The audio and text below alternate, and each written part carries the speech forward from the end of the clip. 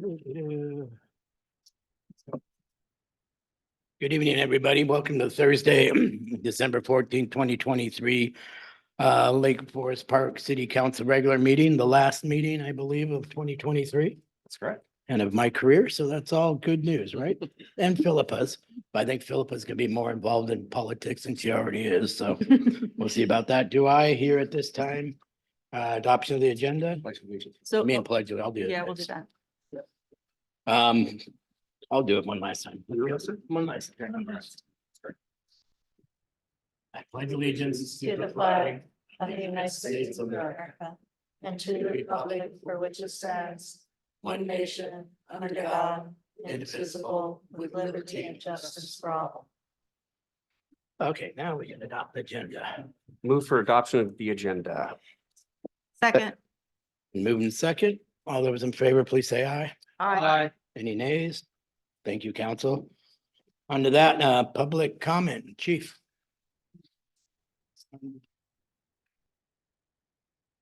Thank you, sir. We only have one on so far, Stephanie Angeles. Welcome. Hello, thank you. I'm here tonight to speak up against adopting the parking permit system at this time. I understand that this was brought about due to anticipated changes from Sound Transit and the new waterfront park, based on worries that there will be increased demand for parking. The stated purposes are far from in effect, yet this proposal could be passed with no public input while the council is indeed in flux. This would be a by request process with more than 70% of residents agreeing, necessitating a voting process, massive amounts of signage, oversight of the program, police time to enforce it, and possibly our court's time for penalties. It is a program that fits a need that does not yet exist, to be run by a community development director that is a vacant position, and the individual should have a say in the program prior to its inception, I believe. If it is actually desirable to the community, it will be adopted. There are seemingly arbitrary time limits, and it is very confusing. It seems extremely burdensome, 2 permits per residence and not valid on another street. Permits also expire, putting a yearly burden on staff. Even temporary visitors would have to have permits in these areas as well. Visitors cannot park more than 1 block from the residence visited. Imagine how this would be implemented and monitored. Visitors could also be subject to a limit of 7 out of 30 days non-consecutive, leading neighbors to be monitoring and providing evidence against neighbors. Passes can be transferred as well. So if it's 7 days per car, those that have a different car can just switch, which is then unequitable. Currently written, the council would have to individually approve block by block changes to parking. This seems like it would take a lot of our council and staff time that could be better used in numerous safety complaints that I heard while I was running for my election. Edits are being considered, but this seems like way too fast and way too much for our small city, especially without public involvement. And I see we have a good amount of turnout tonight, but it is the middle of the holidays. As many of you know, we have parking issues that need to be addressed, but I would recommend a holistic approach so that parking is not piecemeal and discriminatory. This proposal on its face opens the city to litigation potentially. I personally dislike the complexity of Seattle's neighborhood parking permit and paid parking situation. We don't want to go down that route without serious consideration, and we do not know where that's going to lead when we start this process. The solution to our issues is unlikely to be found in the structures of a larger city parking program. Please join me in opposing this. And I don't think I have 30 seconds left. I would like to also address a separate issue that's safety in our streets and driving.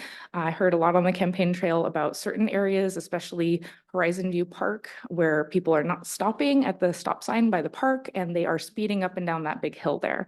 So that is a big issue for people. And I can send an email with more details about the corners and the various places people were particularly worried about, but I would really recommend at that stop sign that something be done, some kind of camera or temporary speed pull behind thing. Thank you. Thank you. Anybody out there like to speak? Do we have anybody online? Okay. With that, I will close public comments. Next up is final confirmation, and actually I'm gonna do what I want because it's my last night. Tom, would you like to introduce your candidate? You bet. Go ahead. Let's see, let me get my So first we have Victoria. If you would like to come up and join us, tell us a little bit about yourself. Hopefully people can hear me. I had the pleasure of interviewing Victoria a number of weeks ago and appreciate her willingness to volunteer. And then council can ask a couple questions, just briefly. Excellent. Wonderful. Thank you for having me here. My name is Victoria Kutzsz. I've been in Lake Forest Park for 8 years and I'm really excited after spending the first few years kind of getting settled to get more deeply involved with the community. Colleagues, questions Yeah, for Victoria? go ahead, take care of it. Yes. Councilmember Victoria, could you please just tell us what motivated you, what your interest is in applying to be on the tree board? Absolutely. My background is in community engagement professionally. And like I said, I've spent a lot of time kind of building my professional life and getting settled in my personal life. And I'm excited to get back to my roots of being able to personally get involved, not just getting others involved in their communities. So I was excited about the tree board specifically because one of the things in it is organizing things like volunteer tree planting, which I love volunteer event planning. So that was really exciting to me. And this past year, we had to have a legacy tree taken out on our property, unfortunately, and it made me kind of more aware of what the tree policies in Lake Forest Park are and what that process looks like and how hard and challenging it can be for folks to navigate. So I'm excited to learn more about that process from the other side and get to inform the future going forward. Thank you. Mr. Bertoni. Hi, thank you, Mr. Mayor, Deputy Mayor. And thank you. Ms. Kutzsz, thank you very much for volunteering your time to be on the tree board. I'm just wondering, you've given us a little bit of indication of why you want to be on the tree board. Are there any parts of the city that you feel are under treed and we should be looking at more? Or do you find that the canopy is good all over? That's a great question and something that I want to learn more about. I haven't kind of looked at the city through that lens, and I'm excited to get to spend time with folks who are looking at those things, learn from them, learn from the folks who are on the board, kind of where there are concerns, where there are places that we can be improving policy or improving practice, and get to find that out as I go. So I'm not sure yet. Thank you. Colleagues, any other additional questions? Yes, Vice Chair Kassover. Thank you very much. And so I just first want to thank you very much for stepping up and volunteering. And it's great to know that people of your generation are taking an interest in the city. I'm about to retire, so I'm looking for that next generation to start getting really engaged. So I understand that you had to have a legacy tree taken out. I've been through that myself with a tree that posed a danger to my home. And it's a sad thing to see a tree go. And I guess one of the things that I was wondering is whether before you went through that you had any knowledge at all about Lake Forest Park and its commitment to preserving the canopy. And if you didn't, what you think the city can do to help particularly newer residents understand why it's such an important thing to us.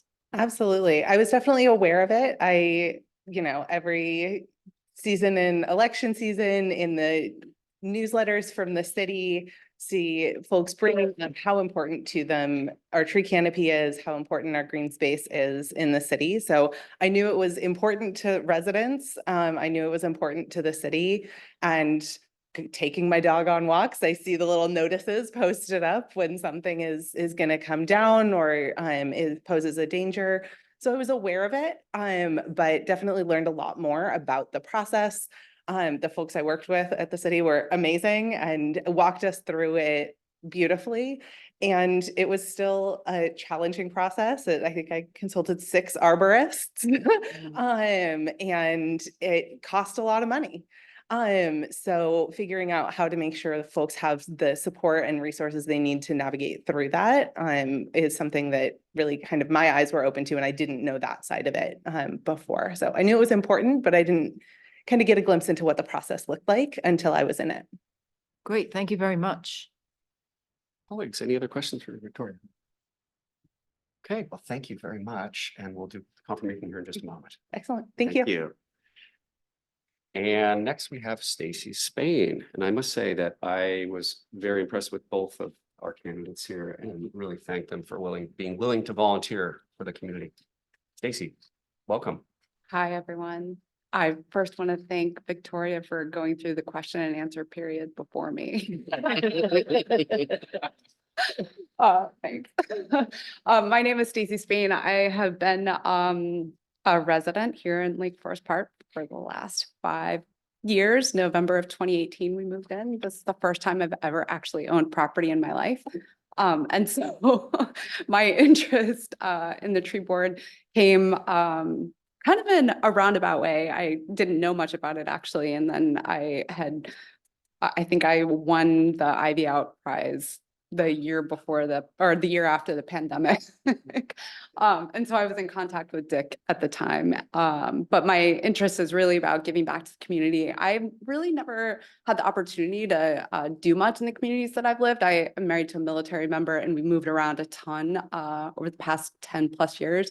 And so I never felt very invested until I moved here, and I feel incredibly invested in the community and also my neighbors. So yeah. Any other questions about me? Colleagues, questions for Stacey? Mr. Frittani.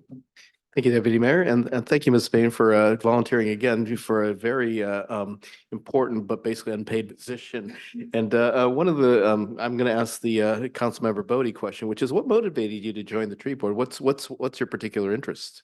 Yeah, my particular interest comes from definitely initially the invasive species front. We removed something like 6,000 pounds of invasive English ivy from our property when we first got there.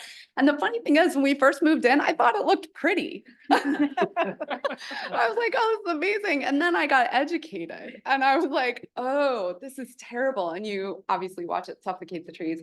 The other huge motivation for me, I don't know if any of you remember, but the Lorax sign. When you first pull into the community for the trees have no tongues, really impacted me. When we were looking for homes, I turned into Lake Forest Park. That's the first thing I saw whenever we came to look at homes around here. And I really identified with that. I definitely feel like a caretaker, not an owner of our trees. And it's really important to me to keep that aspect of our community. I think it's super unusual, especially being so close to a city like Seattle. So that's my motivation. Thank you. Yeah. Colleagues, other questions for Stacey? Well, I just really want to say thank you again, very much, Stephanie, for stepping forward here. And again, I'll say the same thing that I said to the previous candidate, which is it's wonderful to see the younger generation getting involved. I really, really appreciate it. And I too, I never weighed the ivy that I took out, but it was a lot. And I'm here to tell you that it's a never-ending job. It will be back. Because I started doing mine about 15 years ago. So thank you very much. And I really look forward to, great work from the both of you on the tree board. Wonderful to see you. Thank you. Thank you very much. Thank you. Thanks, everyone. And with that, colleagues, I'd like to move for final confirmation. The tree board applicants, Victoria, I'm not going to pronounce your name correctly. Kutzsz, thank you.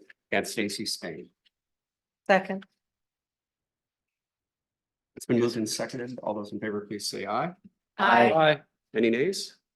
The ayes have it. Welcome. Thank you so much for being willing to volunteer. Thank you, Mr. Mayor. No problem. Okay, now that we have a presentation by the Safe Speed Study by Transgroup. Transpo Group. Are you the only person? Then we're gonna call you Transpo Guy. I have a colleague that's actually Okay. online. Yeah, It's a better group then. Okay, thank you. Welcome. thank you.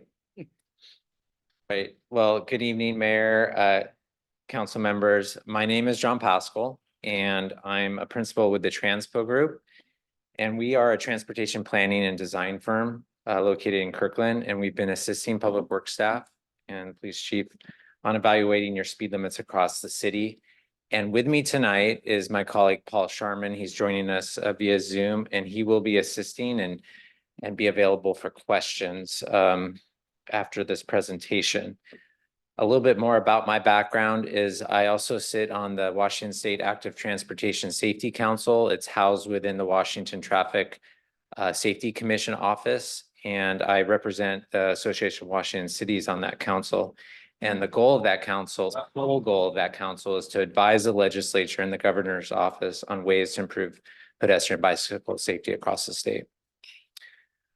Tonight, we're covering a lot of information, but in general, we want to provide you an update on our progress, and we want to review a few methodologies and options for you to consider, and we'd love to hear your feedback and your questions on that.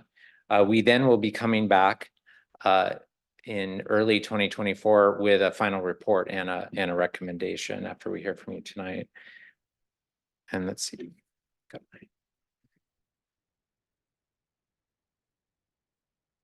They said this takes a little while to change. There we go. Okay, good. The purpose of the study was to evaluate potential speed limit changes all at once. And the advantage of this approach is to ensure consistency in setting of speed limits and promote safe speeds across the city. And the work we will be sharing builds from methodologies identified in the NACTO city limits. And it sounds like you all are familiar with that because you adopted it by ordinance last year. And it identifies a range of criteria that should be considered in setting of speed limits, which is different from the historical way that municipalities have set speed limits in the past. And this is based on other criteria. And really the objective is to focus on a consistent set of speed limits that avoids driver confusion and also accounts, but also accounts for some speed data. So why is it important to look at speed limits? Research has shown that vehicle speed is directly linked to crash severity for those walking and biking. Even a small increase in speed significantly increases the risk of serious injury and death, and that's what this slide highlights. There are also other factors to consider, though. At higher speeds, drivers are less able to react in time and avoid crashes. Their field of vision narrows, reducing their ability to see other vehicles, people walking, people cycling, or bicyclists attempting to cross a road. Some additional statistics for you. In 2019, 86% of all Washington State fatal and serious injury collisions or crashes occurred at roadways with a posted speed limit higher than 25 miles per hour. So driver speed is a contributing factor in most fatal and serious injury crashes within Washington State. When it comes to arterial and collector roadways, there are just over 13 center lane miles of arterials and collectors in Lake Forest Park. Your speed limits range between 25 and 30 miles per hour on those facilities. Almost 80% of your arterial and collectors are signed at 25 miles an hour today. And as a reminder, the city has 4 roadway classifications. The focus of this first part of this presentation is on minor and collector roadways. State routes comprise your principal arterials, SR 522, SR 104. That was not a focus of this study because WashDOT has jurisdiction in setting those speed limits. Later in the presentation, I will talk about options for local access streets, which were treated slightly different in this evaluation. A number of tasks have been undertaken to arrive at the option we're going to be sharing tonight. We reviewed collected speed data throughout the city, along with other key roadway attributes. And these were to understand and evaluate the extent of vehicle speeds and also correlation to your roadway characteristics within Lake Forest Park. We created a GIS database of all the materials and data in a online map-based format. I included the link in the presentation. It's an interactive web-based map. It has very helpful information that was used to arrive at the options tonight. And the existing speed limits there are shown on the right. Other maps we created included crash history with a particular focus on those crashes that had injury or fatalities or those involving pedestrians and bicycles. The crash history is just the last 5 years, so it may not contain all crashes, historical, that have occurred, beyond that. Other maps included the roadway functional classification map, which is the middle map, and also locations of where your speed feedback signs are, where your signage is, other features that do influence and inform the public on appropriate and safe speeds. A spreadsheet that contains data on each roadway segment was created. The data is used to understand various characteristics of each segment. It includes information such as the daily traffic volume along the roadway, the 85th percentile speeds, which I'll discuss in a moment, collision history, the adjoining land uses, whether there's presence of pedestrian bicycle facilities, proximity to active transportation generating land uses such as schools and parks. The information in the spreadsheet was used to help evaluate each roadway segment and help determine an appropriate speed limit based on methodologies defined in the NACDO city limits. And so, like I said, our work builds upon both NACDO, but other published best practice research around setting of speed limits. One is the National Cooperative Highway Research Program Report 966, which is on the right there. That was released last year. It's a new report that also is very consistent with the findings in NACDO. Basically, many of these reports really reshape how speed limits are being thought about and set to address continued increase in vehicle speed and collisions.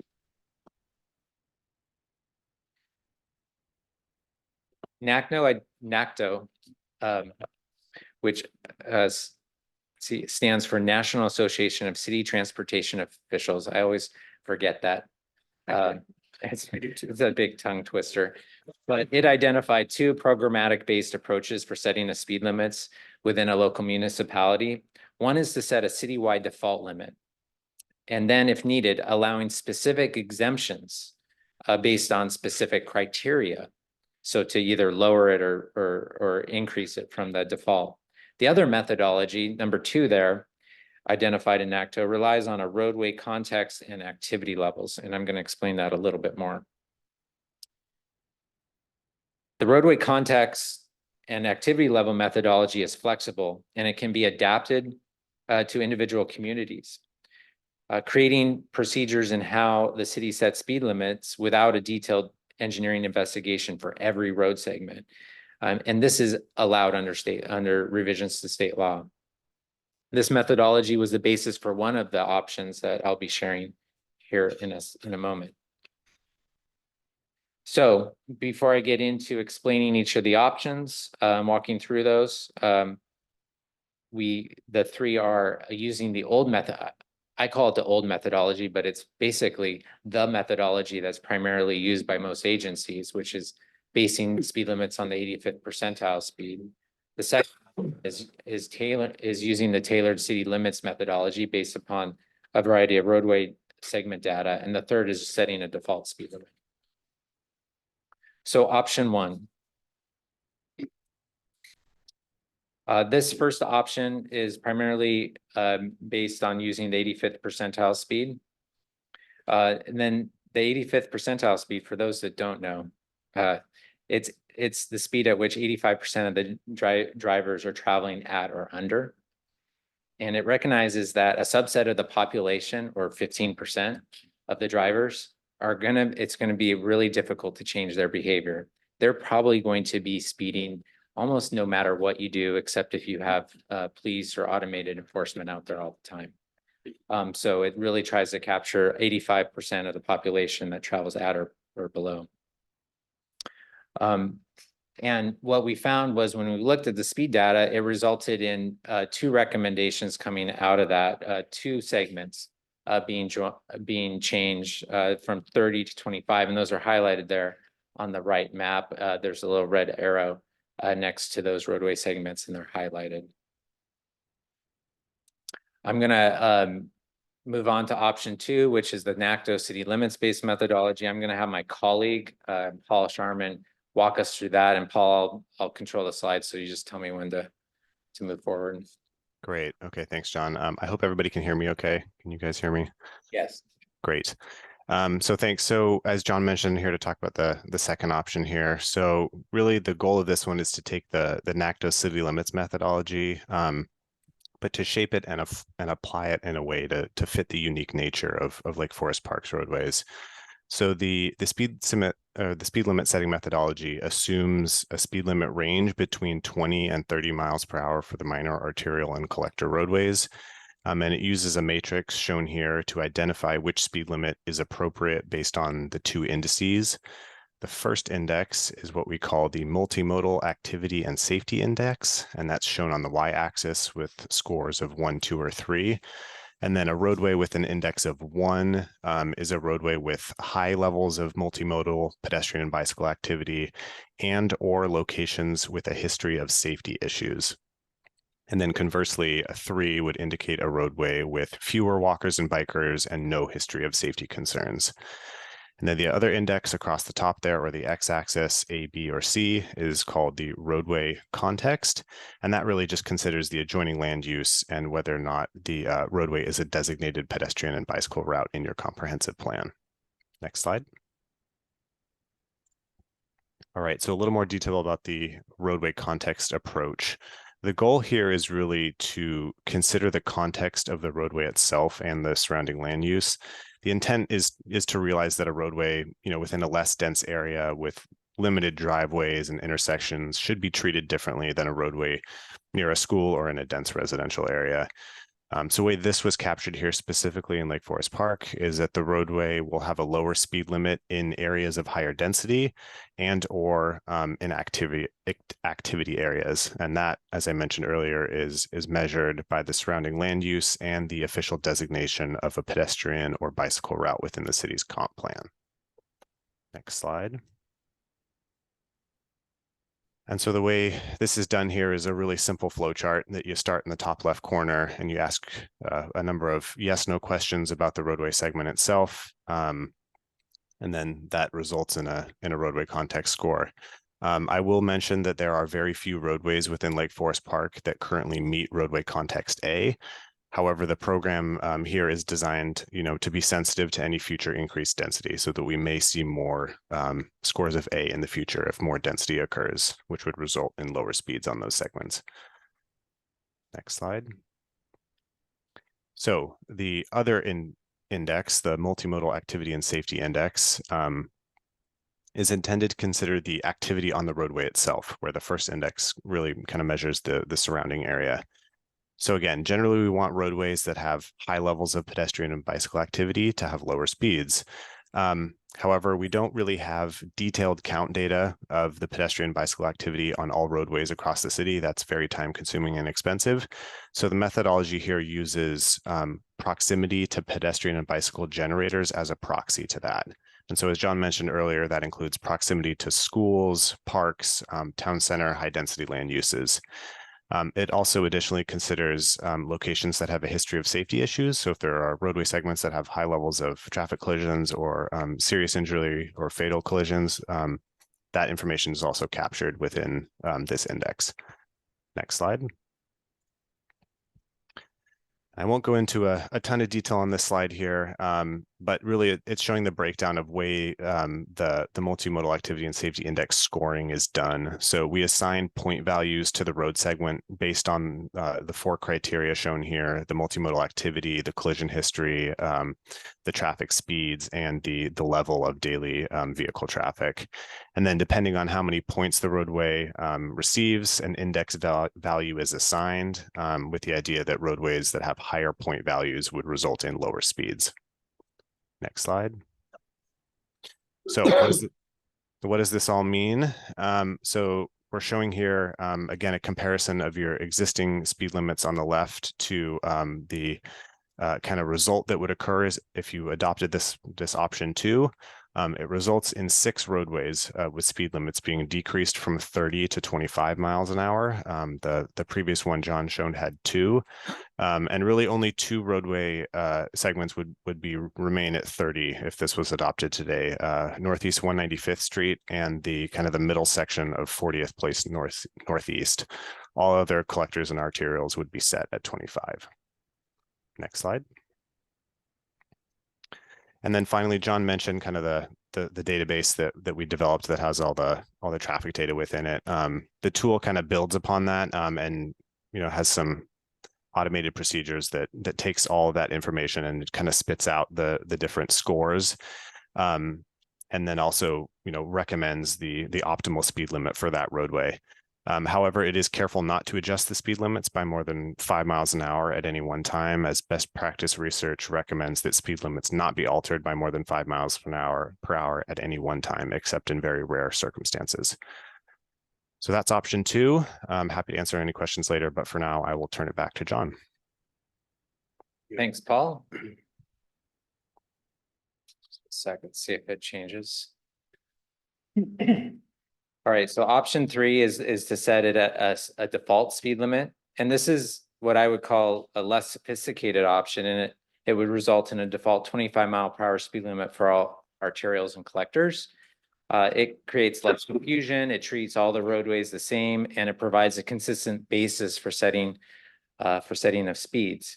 However, in the future, if there is more dense development like Paul discussed, or narrower roadways, it may make it more difficult to set roadways or lower them to 20 miles per hour or increase them beyond 25 if that was so chosen. But there could be criteria that could be developed to support those type of situations if that was a desire of council. In addition to changes to arterials and collectors, we also consider changes to your local access streets. These are typically low volume and low speed roadways, and there are approximately 39 miles of what we believe are publicly maintained local roadways in the city. And state regulations allow local jurisdictions to establish 20 miles per hour as a maximum speed limit on local roadways without a detailed engineering or traffic investigation. And the map on the right highlights the roadways that would be lowered to 20 miles per hour if you so chose. The map also highlights the local streets. Well, and there are a few streets that are 20 miles per hour today, I would note. And then finally, just to kind of wrap up here, there are several communities in the region that have already considered lower local speed limits at 20 miles per hour. Here's a few examples: Seattle, Tacoma, and Bainbridge Island. I know there are more. I don't have a list. They aren't widely published, but there are a number outside Washington State. And I know for a fact that several other municipalities in the region are considering exactly what you are considering tonight. So I do believe we will be seeing more changes in the year or two ahead, especially with the amount of funding that is going towards federal funding that's going towards safety. So the next steps are really to gather your feedback, both on the arterials collectors, but also on the local access streets. Love to hear your thoughts, your questions, your comments. And then from that, we will be talking with staff and finalizing our recommendations, preparing the final documentation. As part of that, we would want to come back with some type of implementation schedule and strategies, particularly around like education, for example, because if you do make these big changes, you do want to make sure the public, the traveling public, is well informed as that occurs. I think that is it. Council questions? Yes. I have maybe kind of some more technical questions, so I apologize if it's a little much, but on your multimodal activity and safety index approach, you talk about the activity that has proximity to the pedestrian and bike generators. Was that like a distance from it, or was that roads that like passed by schools? Like, how did you think of that in that context? It's a good question. I'm gonna pass it off to Paul. Sure. Yeah. So it's generally direct proximity. We do use a minor buffer around schools, like a quarter mile, but it's essentially roadway segments that directly abut those land uses. Thank you very much. Yeah. And I have an additional question if I may. Yes, go ahead. You in option 3, you looked at moving the default to on the arterials and collectors to a default 25. Was considering taking the collectors to a 20 mile per hour ever considered, and what would be your opinion on that? Yeah, thank you for that question. So the way that we were considering it was if we were considering 20 miles an hour, we really wanted to see some roadway segments kind of fit the criteria that we had in option 2. And what we saw from that was that, you know, we would want to see roadways that I think felt a little bit different than some of your existing roadways today. I did have a backup slide on to kind of give you a context of what like a 20-mile-per-hour roadway might look like from Bainbridge Island.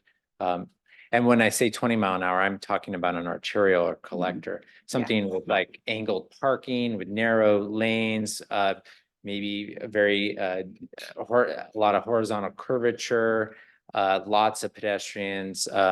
You know, typically what you'd find in like a town center, like where there's retail shops, lots of crossings, you know, going on. That's kind of the type of 20-mile-per-hour arterial that we'd envision. Yeah. So you would consider sight lines and, you know, in that thought process for an arterial? Correct. Okay, Yes. interesting. Thank you very much. Yep. Yes, and thank you, Mr. Mayor, and thank you for the great presentation. It's very informative. One of the questions I had was, I think I missed when you said how long you were taking the data for, when you were doing this, when your company was doing this study. How long was that for? You want me to hop in, John? Yeah, go ahead. Sure. Yeah. So the data looks back 5 years. So like the collision data is from January 1st, 2018 through the end of 2022. Okay, thanks. And on the one of the maps, you had the speed study, blue diamonds. How long were those monitored for? The same 5 years? I'm flipping back up to the map here. Those were generally like points in time, because the city doesn't necessarily collect data like on a consistent timeline. It's usually responding to community requests and issues. And so we looked and inventoried all that information that had been collected over the preceding, 3 to 5 years. And so those range in timeframes, But you were able to get different points during the year. yeah, exactly. Okay. Yeah. And final just little point was I've been trying to access your ArcGIS map, and either the username or the password is off because I'm not Okay. able to go in. Okay. Okay, you for thanks. that. Yeah. Try 2024 versus 2023. Ah, thank you. Thank you. I think that just got updated. My apologies. Okay. Thank you, Mr. One of Mayor. those end of the year things. Fair enough. First of all, I want to thank the administration and staff for helping move this along and get this to us. And thank you, Mr. Pascal, as well, and your team. The findings here don't really surprise me. We've been hearing quite a bit about the concerns that the community has about speeds within the community. I am, however, surprised about the number of accidents at certain places. That is striking to me. I was not aware of some of those locations. Contextually, I just wanted to mention something to my colleagues for their edification. And I mentioned this to Mr. Pascal earlier, under let's see, Municipal Code 10.08020, the maximum speed limit in Lake Forest Park is set by default at 25 unless it's set differently. And we annexed a number of, I think, over 50 annexations in the 90s. So the 30-mile-an-hour speed limits, to my understanding, are legacy speed limits that have never been reverted to the 25-mile-an-hour. And I think that there's some real needs for us to consider consistency. While I'm a big fan of the NACTO speed limits, I think that in my mind, option 3 to have consistency rather than having 2 segments, including one which is in front of 5 Acre Woods, that having slightly different speed limit doesn't really make a whole lot of sense. And I really concur about the idea of visual traffic calming.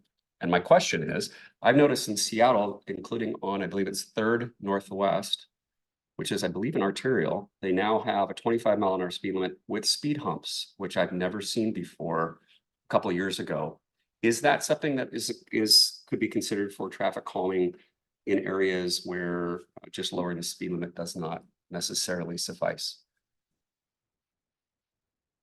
I'm not aware of that location. I can't picture it in my mind, but generally speed humps would be allowed in most agencies, in most circumstances, on collector type of arterials that have volumes of less than, 2,000 vehicles a day or some threshold. I'm not aware of the city's standards on traffic calming, but that's generally they're applied in those situations, except if it's a primary emergency vehicle route. But they can be designed to account for emergency response as well.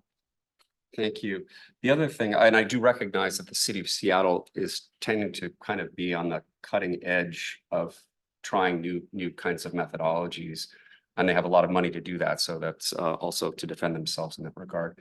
Are there other traffic calming measures that, there was reference to 195th, for example, that's actually a bus route? And I think Mr. Goldman, who's on the bus right now, mentioned this a while ago. Are there traffic calming measures that could be implemented there that are not going to impact the bus route? There's a variety of different options for those type of roadways. I don't have specific ideas for that, but that would be if, for example, you wanted to pursue option 3, we would certainly provide in our final report ideas on how to perhaps accompany this speed limit change with a few traffic calming type of measures along 195th, just because we're showing that as one corridor that didn't meet all the criteria we would usually like to see for a 25-mile-per-hour segment. But it was very close. It wasn't like it was a huge outlier. And so that's why we were recommending in the slides that additional traffic calming measures be evaluated for that location that were fit the context of what that corridor was serving. Yeah. Thank you. Councilmember Lebo, then Councilmember. So thank you for the presentation. A couple of questions, if I may. Did I understand that when you made certain assumptions about where you have multimodal pedestrians and bicycles, it was that you looked at generators? And one of them was that you looked at if a street was in front of a park or a school. Did I understand that correctly? Because my understanding is that there are acceptable standards for the radius that students would be expected to walk or bike to school. And that would seem like a better measure of the area that you should encompass as a potential having multimodal activity. So did I understand it that you only took the street in front of the generator, whether it's a park? And I would encourage you to look at other distances that would be expected for persons either walking to a park or biking to a park as well as to a school. Yeah. So it's more of a comment. And when you look at that, the other though is that how do you reconcile that as a city, we want to become more pedestrian and bicycle friendly, but our streets aren't that, and that people take their lives in their when they walk on these very busy streets. And so you don't necessarily see people walking and biking on these streets that are really not very safe. And so to say we don't have much activity on those streets may be a self-generating prophecy because you don't want to be. Yeah. So how do you recognize that if we're not really saying, well, what is the kind of city that we want to be, which is we want to be a city where people will walk and bicycle. And so how do you take that into account and not just that we're generating throughput for vehicles and not throughput for pedestrians and bicyclists? I mean, that is the challenge, right? I think in terms of trying to balance those objectives. I think that's why we use the proxy for, pedestrian bicycle generators, because that's the best available information. But you're right. I mean, if it's not safe, people aren't going to be using the roadway like you would expect. And I don't think I'm going to have a very satisfying answer for you because there really isn't one. Well, except what if we turn it around and said, we want to be a multimodal city that encouraged bicyclists and pedestrians to use our streets? What would we need to look like in order to do that?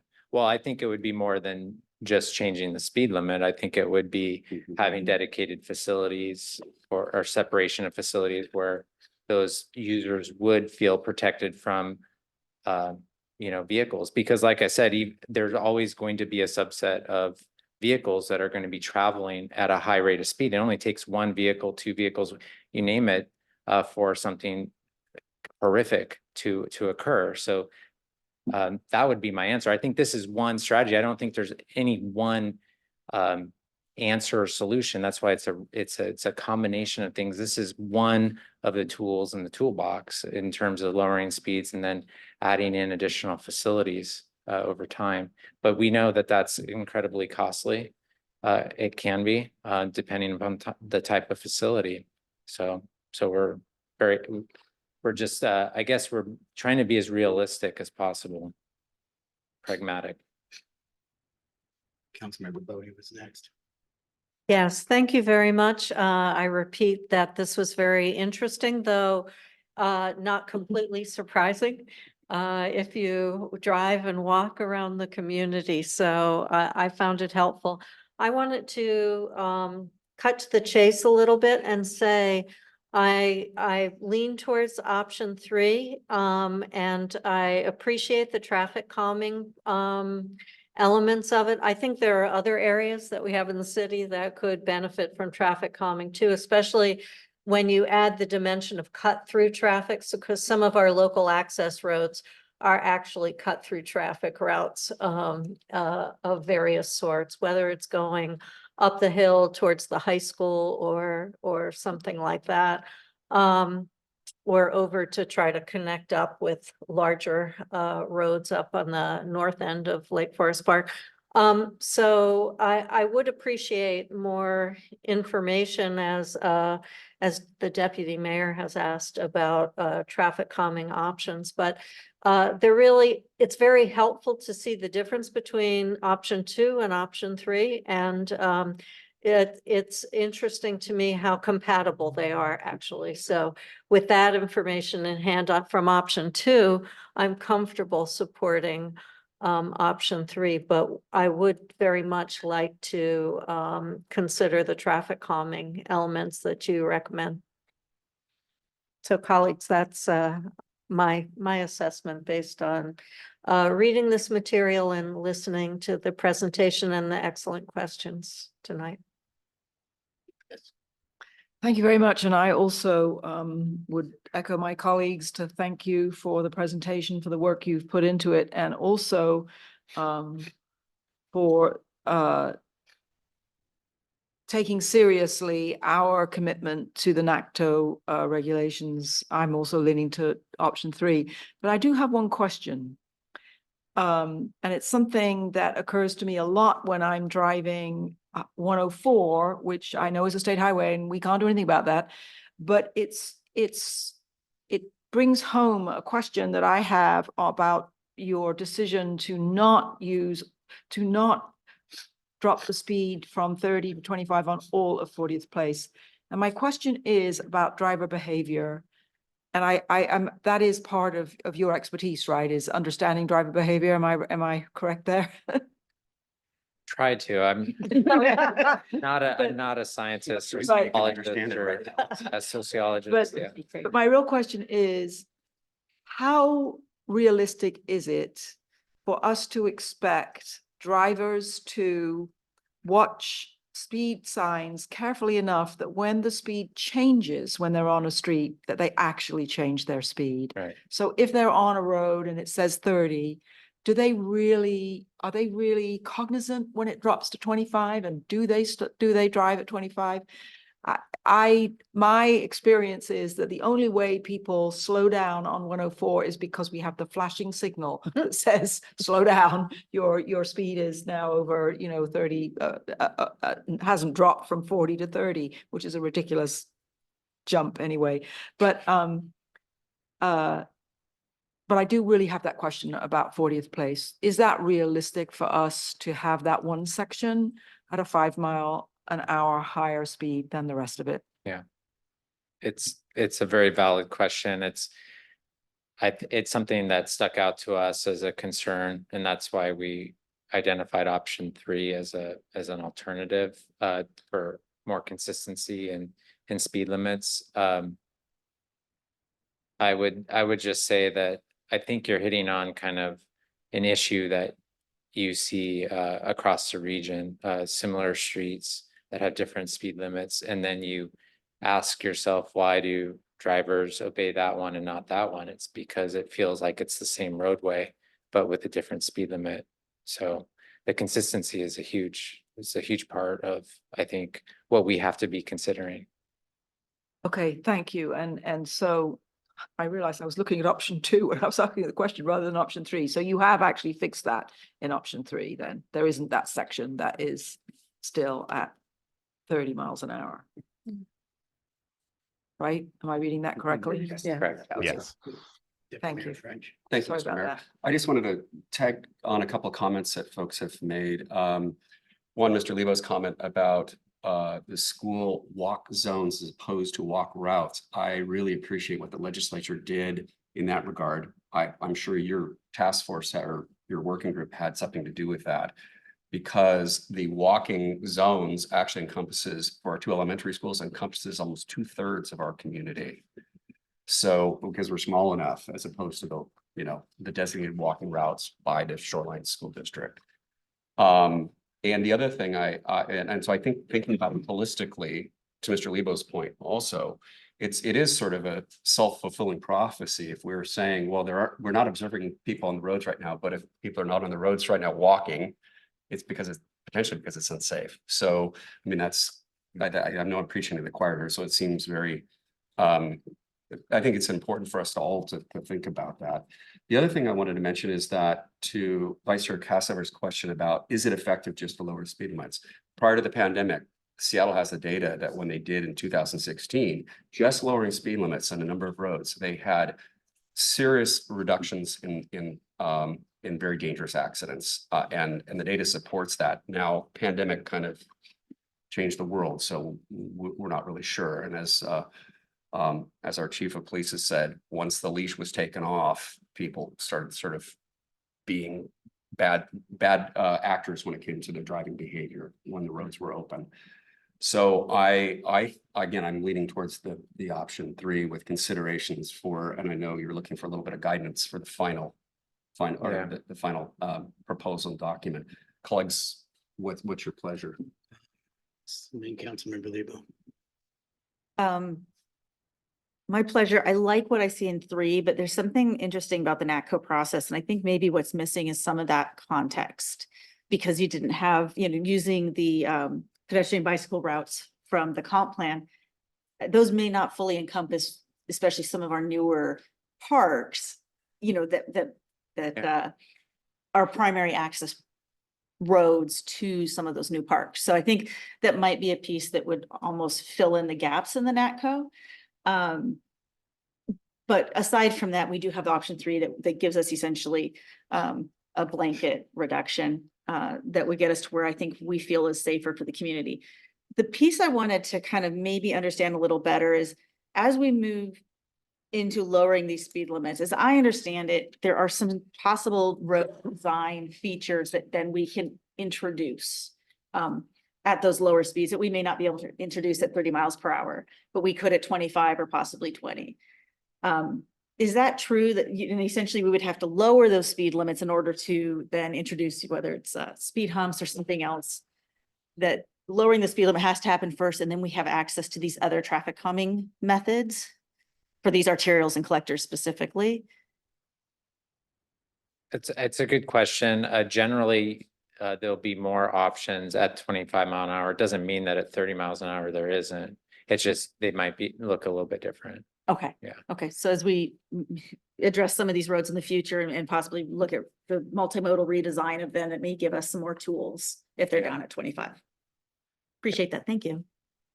I think there's just two quick responses on the school walk routes. I think it's a good suggestion. I don't think we fully capture that, and we can look at that and update the information when we come back, just to show the effect that would have. And then on Deputy Mayor, on your point on the research about lowering speeds, that will be in the final report. We do have case studies of where other cities have done kind of a default speed limit and what the results of that have been. And we'll have that document in the report. We also have cited research on the Washington Traffic Safety Commission website that has that information too. Thank you. Councilmember Lebo. So I understand that state of Washington has jurisdiction over SR 104 and SR 522. You could still do the study on those streets or arterials to assess whether or not it would be more appropriate to have a different speed limit than we currently do. So you could do that for us. Yeah, Okay. Yeah. The second is I do lean towards option 3 because I see some areas in the other that seem a little discontinuous. Yes, Councilmember Furtani. Councilmember Goldman has had his hand up for quite some Okay, time. sorry. I'm new at this. Go ahead, Larry. Yeah, hi, sir, I'm on the process.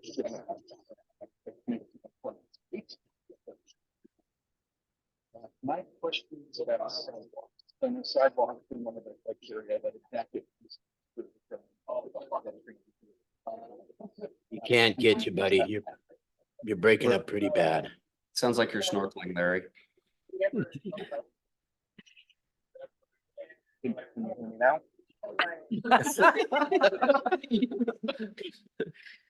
So, it's about sidewalks. What about sidewalks? Were sidewalks considered? Are sidewalks included? Were sidewalks considered in the evaluation, I think is the question. Okay, I think so. so sidewalks, Paul, maybe you can answer that. Yeah, I'll answer this.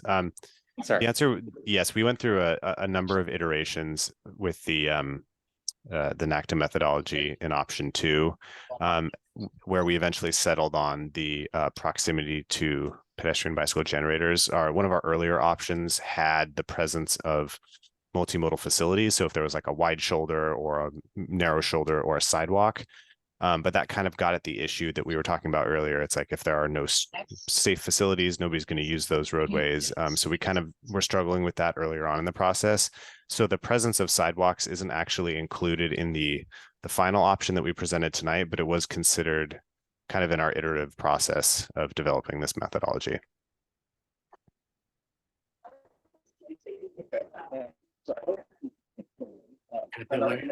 Yes, I think he's frozen. I think Councilmember Furtani, then And thank you, Mr. Mayor. And I think like my colleagues on the dais here, I think option 3 is probably going to be the way I'm leaning.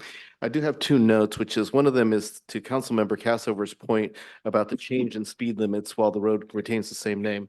55th, I think, basically has that problem because it starts in Briar. And when you head south, I think the speed limit does change from 30 to 25. Similarly, 178th, which already is 25 in Lake Forest Park, is 30 in Shoreline. So, and I don't know about you, but basically, I don't see a lot of people slowing down that 5 miles an hour when they hit the city limits. So there's always going to be that issue of the change in the speed limit at a city limit, just simply because, people aren't paying attention. Second note I have is that the study is great, but the one neighborhood where we had the traffic fatality, Briarcrest, is not addressed anywhere in this, right? It's already got the 25-mile-an-hour speed limit in its arterial. So clearly this is not going to be the whole solution. There's got to be other things that we need to do. That is exactly a place I was thinking of, the traffic calming. Sorry to interrupt, but thumbs up.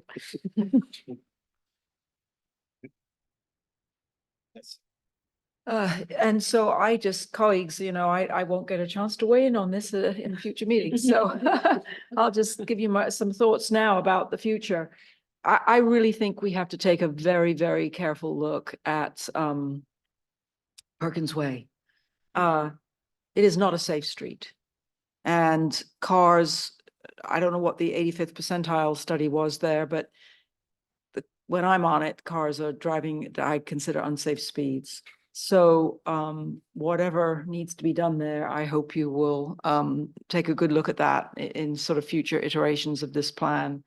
I've been a believer for a long time that should be a one-way street, but that's for you to debate at future meetings.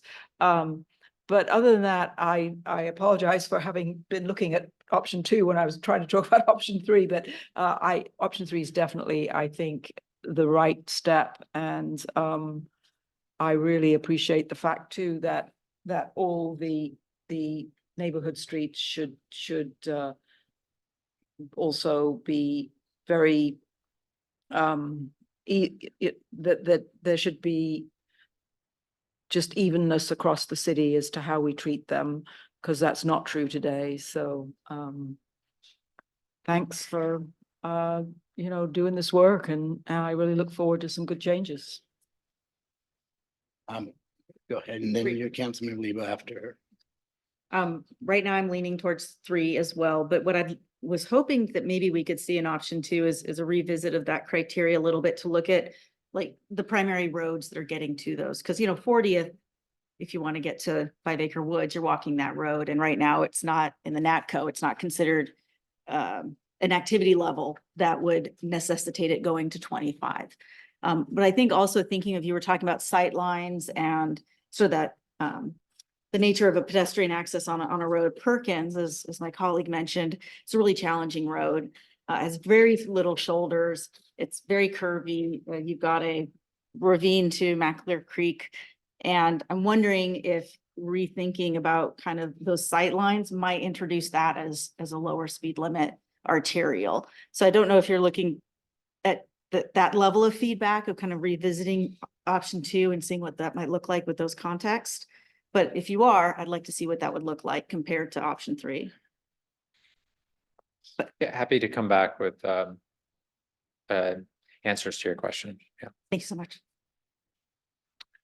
So maybe it's a question to the city or the council, and that is looking at the SR 104, SR 520. Is that something that we're doing now, or are we going to do, or do we need to say, let's do it? I kind of like Nike. Just do it. Mr. Hill can wait. Thank you. So to SR 522, we received the response from WashDOT that they were not going to lower the speed limit. We've had John's group evaluate that response, and we will be sending a response back to WashDOT. The same concerns that we had as staff were validated by their engineering staff as well. So we'll be responding to that. As far as the SR 104, the state is conducting that study at this time. It is a state initiated study. Then evaluate and respond to if it didn't give us the answer we were expecting. We can certainly engage the consultant to begin down this path, but at this point in time, once we get the memo back from them on 522, we'll re-engage with WashDOT and see if we can't get that speed limit lowered to 35. I guess my question is it beneficial for us to have our own studies so that we're not just reviewing what WashDOT does, but we can say to WashDOT, we've had engineers look at this, and this is where we think the starting point should be, not just reviewing what they think this should be done. Go ahead. Thank you, Mr. Mayor. Mr. Lebo, I completely agree. I think that is an approach that we should be taking. I fully expect that we're going to get a bit of a rebuttal from WashDOT on a bunch of levels. I was wholly unsatisfied with their response to us about 522. I think that saying that we are different from Kenmore and Bothell, and somehow we should have a higher speed limit. I thought that was, they were making, their arguments were spurious, and I don't think there was any basis for them at all. So I appreciate that the administration has asked the Transpo Group to take a look at that, but I think that 104 is something that's essential. We have a real need, and it's going to take some time. So I think front loading it by having 104 looked at as well with an engineering study. Right. I think there's value in having us do our studies, even on SR 522, and not just accept what the state has done. I think that's what Mr. Hill was saying, was 522 was moving forward with additional data. No, they just reviewed what WashDOT had done. WashDOT took a look using Google, just using street maps, honestly, and took that count. And so they only reviewed that, and their response to WashDOT is that they disagree, and for specific reasons that they will lay out. I'm sure we could engage the group to do us a study. Okay, I think there's value in having a study to represent what we think are numbers that could be better withstand scrutiny than just to say I took some Google pictures. Yes, Councilmember Bodie, then. I do concur as well. I think it's better to be active than reactive and collect our own data. And I think we have a good start here on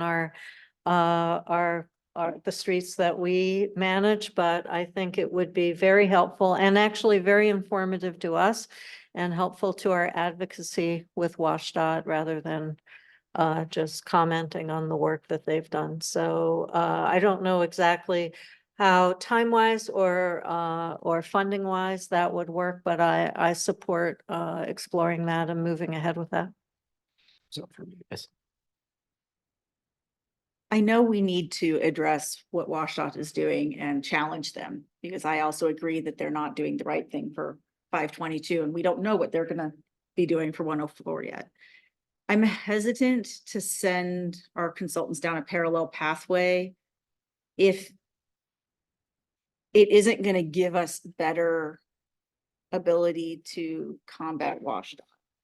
If they're not gonna look at that data anyways, then I don't want us to be engaging with a consultant and paying for that if it's not going to value anything. So I think I would like to kind of ask the consultant is, where have you seen success? And you don't have to answer today, but just think about, like, where have you seen successful rebuttals and where has being proactive been successful to you?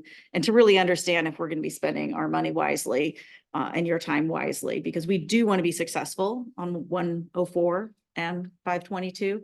But I guess I would say, think about where it's worked and bring that option back to the staff, and we'll see if it's something that we would support. But that's my preferential direction, rather than assuming that you can make lemonade out of lemons. Anybody else? Okay. Thank you. I guess it's that. Thank you. great work. Thank you very much. Thank you. Thanks, Paul. I'm going to use this to make my exit. I'm sorry, but this is exactly right now. This is why I need to leave being mayor. In my view, it's real simple. Pull everybody over and give them tickets like we used to. And everybody, that's what traffic calming is. It's blue and red lights in your window, in your mirror. Nobody used to speed. Ask Tom. Nobody sped in Lake Forest Park because they got pulled over. Yep. You can put your signs at 20. I've made this speech before. That's why I'm going to go home, because there's nothing else on this that I can deal with. I just really, and as far as, I was mayor, that was my first week when that lady got hit by the car. It was a horrible accident. Didn't have anything to do with speed or anything like that. Those roads up there have ditches along them. If this city really wants to be good about having bikes and sidewalks and stuff, you have to spend some money. It's really, you can't get, the city isn't Jesus. We can't make sidewalks out of wine, I guess, but we really gotta figure that out. I love you guys. You guys, great. Tom's gonna do a fantastic job, but this is the stuff that drives me up a tree. And be honest, I don't feel very good. I'm gonna go home and take care. My wife actually told me I'd be home by 8, which I thought was pretty fun. Seriously, thank you guys very much. It's been an honor to be your mayor and staff. Thank you very much. But I definitely am old school. I really am for that. And I hope, and I wish our new council members luck.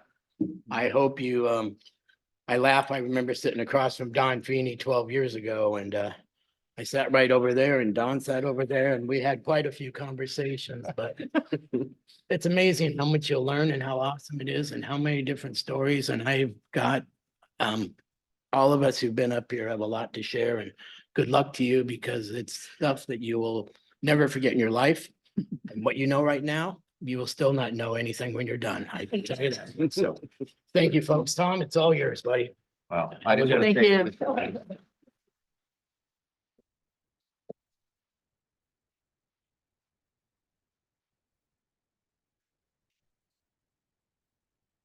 Since I didn't have a good connection, can I get my feedback now?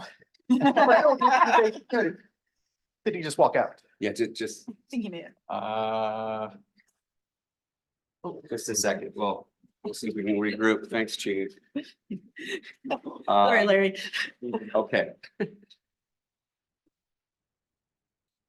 All right, let's regroup here. And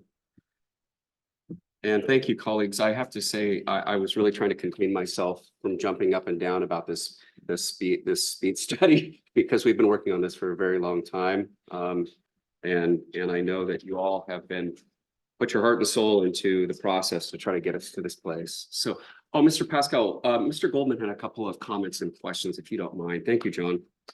Sorry to catch you as you're racing out. First, apologies for being late. I was double booked tonight giving a final exam. Right, so thoughts. I am leaning towards option 3 as well. My argument does relate to sidewalks, which was what I was trying to say while I was on the bus, that roads that don't have sidewalks, curb strips are inherently less safe. And I think that should be taken into account. And in option 2, the 2 streets that are left at 30, one of them, I think 40th has no sidewalks at all, and 195th only has them intermittently.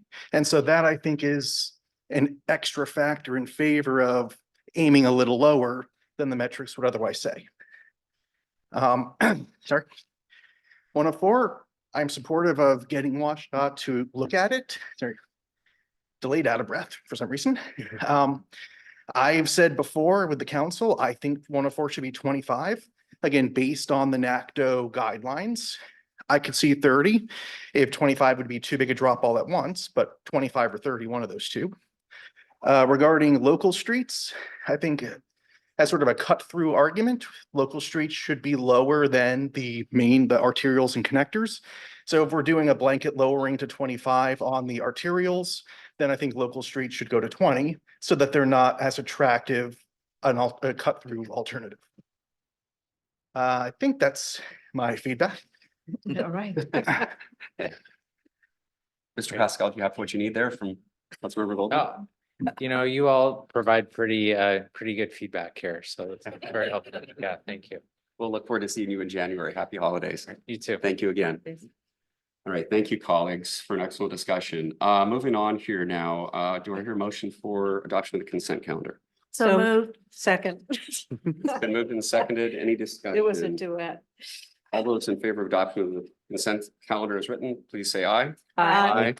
Any nays? The ayes have it. Thank you, colleagues. We are moving on to item 8, ordinances and resolutions for introduction and referral. Item A, draft ordinance amending chapter 2.30 of the Lakeview Forest Park Municipal Code Salary Commission to amend date reference for Salary Commission first review of salaries and benefits.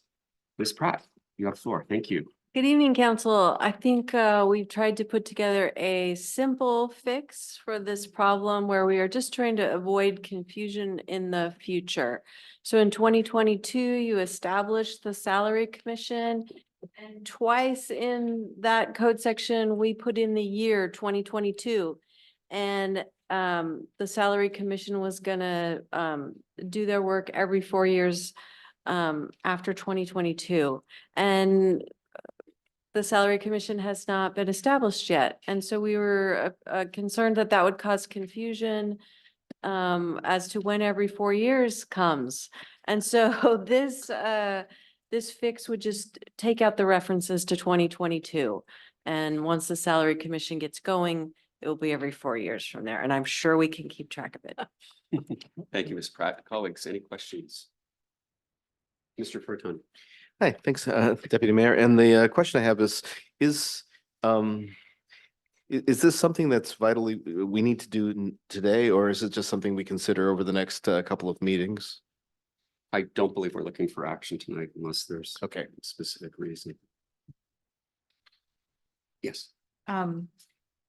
Would it help to have language in there that the 4 years begins after the year of the first Salary Commission report? Or do you feel like this is enough context that you're happy? I don't think it's necessary. Their reports have to go to the city clerk. If anyone who knows when things happen around here, it's the city clerk. He will be able to tell us. Fantastic. Thank you. Colleagues, any other questions on this topic? Mr. Goldman. Yes, I'm just sort of curious if there is a general update on establishing the Salary Commission. I can actually answer that if you want. Yeah. we've actually received 3 applicants already, so. Depending on the interviews with mayor-elect, then we could seat it. Oh, excellent. I did not know that. Thank you, Matt. Colleagues, any other questions on topic? With that, we'll move forward. Thank you, Ms. Pratt. Appreciate that. Let's see, item 9, ordinances and resolutions for council discussion. A draft ordinance amending chapter 1852, signage of the Lake Forest Park Municipal Code to bring the sign code into compliance with legal with recent legal decisions. Sorry, I'm losing my voice. Administrator Hill, thank you. Thank you, Deputy Mayor. Included in your packet tonight is the draft recommendation on the sign code update from the Planning Commission. Ms. Pratt has presented kind of the legal context behind this to you in previous meetings. We're not expecting any action from council. We still have to take this, send it to the Department of Commerce for their review and do the SEPA checklist on this. But what we want to make sure we do is just let you know what has changed in there and see if you have any substantial comments before we make that advertisement and get those processes rolling. And so that the biggest to clarify this deals with illegal signs, exceptions from permitting, new provisions for temporary signs, and the addition for exterior signage for businesses located interior to the town center. If you remember back in this process, we had some interior businesses who just did not have the opportunity because of our code for signage on the outside of the building. So this code addresses all of those, making sure that we're in compliance with First Amendment laws. And there was during the public hearing with the Planning Commission, a little bit of concern on the size of the temporary signs, and can tell you the temporary signs as they're called out in the draft ordinance are pretty standard across the industry, within commercial zones. And then there was a small concern about the definition for animated signs and if flags could be misinterpreted to be an animated sign. I don't know if we came to a complete resolution on that, but we can look at clarification on that language. But as it states in there, this was to come in compliance with current case law. So just want to check tonight before we move forward in the process if there are any concerns from the council on what the Planning Commission has recommended, and Councilmember Bodie has some background on this as well. I would just say, just before we start, there were 3 items that have kind of hung over our heads for more than a decade: material bed covers, tennis court lighting, and the sign code. So I hope we can approach this with all seriousness, although it has become a bit of a punching bag for hanging over for a long time. I think Mr. Lebo was first. Yes. So thank you. My understanding is that the primary thing that we were trying to address was the First Amendment right that we couldn't regulate the content of the sign. Is that correct? Correct. Time, place, and manner, not content. So what I read here, though, is about 95% of the changes relate to sign placement, size, animation. So what problem were we trying to address with all those changes? In the sense of, do we have a sign placement, size, animated issue that we're trying to address? We have had some issues in the past with animated signs, some along 522, the south end of the city, that we've had to address. I don't know. I would have to lean on Councilmember Boney and City Attorney Pratt. These were in Planning Commission meetings I did not attend, so I don't know the context of that discussion. Councilmember Bodie, do you want to chime in? Yes, I will. When we started this discussion, our city attorney made a presentation to the Planning Commission, and I thought they were going to they thought they were going to have, 1 or 2 meetings and discussions, and then it would all be done and they'd make recommendations. But as they got into questions about the practicalities on the nature of temporary versus permanent signs and the location of signs, it turned out that there was a lot more complexity. And they were looking at doing a refresh. So I can't recall the exact answers to your questions, but I would say that the planning commission had covered these issues over many meetings and had fairly in-depth discussions, and then held their own public hearing to make sure that they heard, especially from merchants in the community. And if our city attorney has a more specific answer, that would be great, because I don't recall specifically what came up, but if you look at the edits themselves, I think they're indicative of the topics that the planning commissioners themselves brought up, or that came up in the course of the conversation. So personally, I think they did just an excellent and thorough job. And so, I was trying to recall the public comments that we had on this, and I think you covered them well, City Administrator Hill. So right now, I think that from my point of view, we're ready to move forward with this draft. Yes, Councilmember Riddle. Thank you. A couple of comments, and maybe it might just be my download, but some of my text was like overlapping, so I couldn't read it. So, but I think I got the gist of what was going on. I'm curious about the addition of monochromatic and where that came from in the changing message signs. Like, is that requiring it to be monochromatic? Does that only apply to monochromatic signs? I was just a little confused as to where that came from. Attorney Press. The idea was to have signs only be monochromatic, because you have a particular establishment that has sometimes video and color, and it can be quite distracting. Okay, thank you. I think the language there didn't make me think it was required to be monochromatic. I will So look we could back look at at that.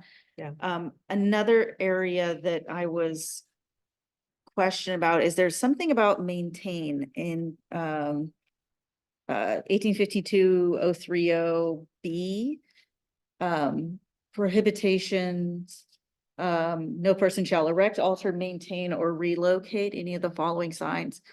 I'm curious about that maintenance. Usually there's, for grandfathered signs, there are exceptions for maintenance. I was curious what the thinking was in adding that language in there. 1852-030 B. B.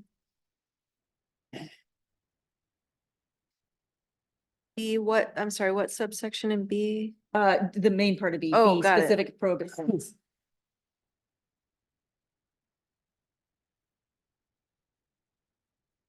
I'll look at that, and I'll look and see in the non-conforming section of our code if it takes care of it there. Okay, thank you. I just don't want us to be against. And then a couple more minor. There's a comment in the exemptions from permitting, which says other than what was originally permitted by the city. And I don't have to have an answer now, but I am curious what the context of a sign permit and what they provide for what their copy, quote unquote, is for that sign. So like, I don't want us to tie us into something that, does our old permits include that language of what their copy will look like, and who determines whether it's deviating too far from the original context of the sign that was in the, I just want to make sure that we kind of thought that process through. You mean A1? Yes, 040A1. Okay. I've never done a sign permit, so I'm not actually sure what's asked for on that application. And then the only other sort of comments I have is a couple of places, wondering if it applies, how it applies to political signs. And same section 040A3. Remain on the premises for less than 90 days. I'm just curious, in a 1-year period, is that applicable to all sort of small temporary signs, including political signs? These It seemed to me it did. 3 only applies to the 3-foot square signs. And smaller. Yeah, and Um, smaller, So yeah. the only reason I bring this up is if we have somebody in a primary, it's basically 90 days between the primary and the general. Mhm. So there wouldn't be time for them to have their signs out before the primary if they were in the primary. I believe the state's Is that, code covers that, Ms. So- Pratt, if I'm not incorrect. Political signs, I don't believe we can preempt that. Right, I actually think we saw that those signs were mostly larger than the 3x3 and the 3 square. But I Okay. will look at that again. yeah, just a check. And then condos and apartments, there's a lot of language in here about on the premises. You know, you can only have no more than 4, or there was something, I can't remember where it was. I have a couple of different locations. Where yeah, you can't have more than 4 on the premises or something like that. But what if it's a condo or an apartment? Is that per apartment? Is that per the whole building? Does the owner get to have any sort of say over who gets to have a sign? I mean, I just want to understand that piece of the code language here. In the residential, Yeah, I think they got it in the, there's some in the residential. And again, as we're looking at, you know, these potential in the future of this middle housing, then it could also be something that might be a concern there. Mhm. I'd like to give some other folks a chance to ask Yeah. questions, please. And lastly, if we could look at fences more. I'm curious of when you can put something on a fence and when you can't. So, I remember the planning commission having that discussion and some people were saying it's not a big deal to put a sign on a fence, and others were like, no, it shouldn't be. So that Yeah. was, they had that discussion. okay, yeah, I'd like to continue that discussion, understand it better. Mr. Councilmember Golden. Yes, I also have a question about political signs. So section 185280, paragraph 6 says there's a limit of 6 signs in the right of way. Does that apply to political signs? Because on the one hand, we can't restrict on content, but on the other, telling a candidate or someone involved with a proposition, they can only put up 6 signs along the road in the whole city seems a bit limiting. You may want to change that, right? I mean, I understand. I see that. So as it's written, does that apply to political signs, that section? They are temporary, if they would be in the right of way, yes, but not anywhere else. Cause this, you were talking about 1815-080. Yep. Yeah, so the signs in the right of way, yes, it would apply to them, but political signs anywhere else on private property, you know. This limit in 080 does not apply.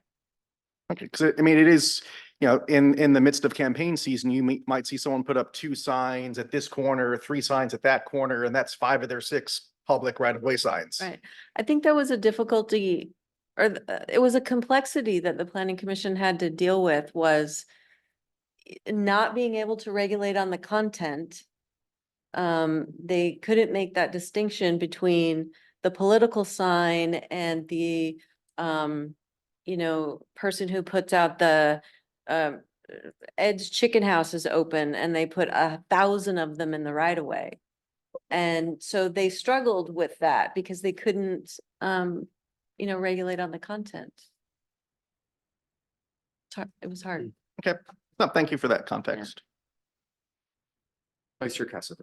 Yes, thank you. And I also questioned the issue of fences. I was struck by one of our candidates earlier for the tree board who said that the Lorax sign about the trees have no voice was on the fence at the corner of Bothell Way and Ballinger Way, and that really caught her attention and made her think about Lake Forest Park in a different way.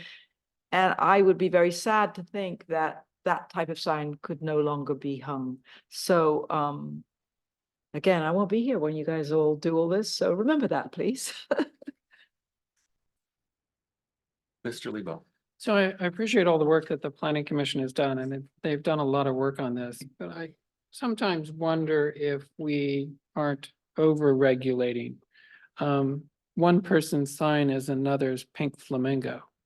And so are we saying I can't put a sign in my yard, but I can put 6 pink flamingos? And I can assure you that there are signs temporary in nature that have been on our street for over a year. And yet, we would be saying you can't put that sign up, but you can put a half dozen pink flamingos, where we're not regulating content, but we're regulating expression. My sign, political or not, is your pink flamingo. And are we, at what point do we just say, hey, should you paint your house pink? Because we've written in this regulation that we're now going to regulate house color because we're going to regulate pink flamingos. Thank you, Councilmember. Very interesting thoughts and Vice Chair Kassover. Well, thank you, John, Councilmember Lebo. It just, I'm just thinking thinking this through. I've had a sign probably in the right of way because in my neighborhood, who knows where the right of way ends and my property begins? Nobody knows. That indicates that I use Ridwell to dispose of my recyclables, and I do that because it's my way of encouraging a more responsible way of disposing of recyclable materials. And would this ordinance tell me that I can't have that sign up anymore? It's been there for a year. It's a More certain than- size, it could stay up. And I was surprised at the number of signs that the planning commission thought of a certain size in residential area could stay up all year round. I think they said 5. And they were talking about this, I think it was very much on their mind because Black Lives Matter was going on and a lot of people had signs in the yards and they didn't want to stop those. They didn't want to stop people being able to express themselves with those kind of signs. Oh, so each individual home can have 5 signs? It's a large number. I Oh, think that's a it's large, 5. okay, I'm okay. Thank you. I think it's 5. All excellent questions. I would posit the question to Mr. Lebo, what if it's a sign with pink flamingos on it? Your pink flamingos may be something that I'm not appreciative of. And therefore, I'm concerned that we are trying to regulate things that perhaps we shouldn't. I believe it's an excellent point. Councilmember Riddle. Yeah, you have me thinking about those lovely garden flags, that people change out. And would a flag be considered a sign? I don't know. I mean, We did define. did you define flag as separate? It's a Okay, fire. good. So it's not a banner. I don't remember, if banner is different from a flag. There There is a definition for banner. is a definition for banner. I think, I do wonder at what point we're stepping into that man's castle and regulating into that level. So I think I'd like to think long and hard about that. Yeah. And what that really means. And again, as looking at how that applies to, in the condos, it talks about the owner can do this, or in apartments, but residents in an apartment are not the owner. So I think we just need to look at a lot of that language. I think Councilmember We're stepping over. had a comment, Thank you. question. Yeah, and thanks for the discussion, colleagues. It's been wonderful because what is a sign? And to Councilmember Lebo's question about pink flamingos, I'm looking at the definitions, let's see, I guess it's letter U, in which it's the definition of signs. It says that painted wall designs or patterns which do not represent a product, commodity, service, or registered trademark, and which do not identify the user are not signs. So inasmuch as a pink flamingo might indicate something about your taste, I don't think it's specifically advertising a particular product or trademark. So it would probably not be considered a sign.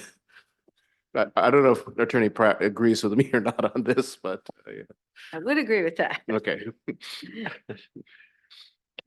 Thank you, colleagues. I think it really is an excellent discussion and the constitutional questions are definitely first and foremost in all of our minds. Councilmember Bodie. I appreciate the comments and I do think that a lot of these issues were discussed and debated at length by the Planning Commission. But I would encourage you to look at prohibited signs and removal, that section and see if for future discussions what you think about that section. And I guess City Administrator Hill, what I'm hearing is we're not ready to send this one forward.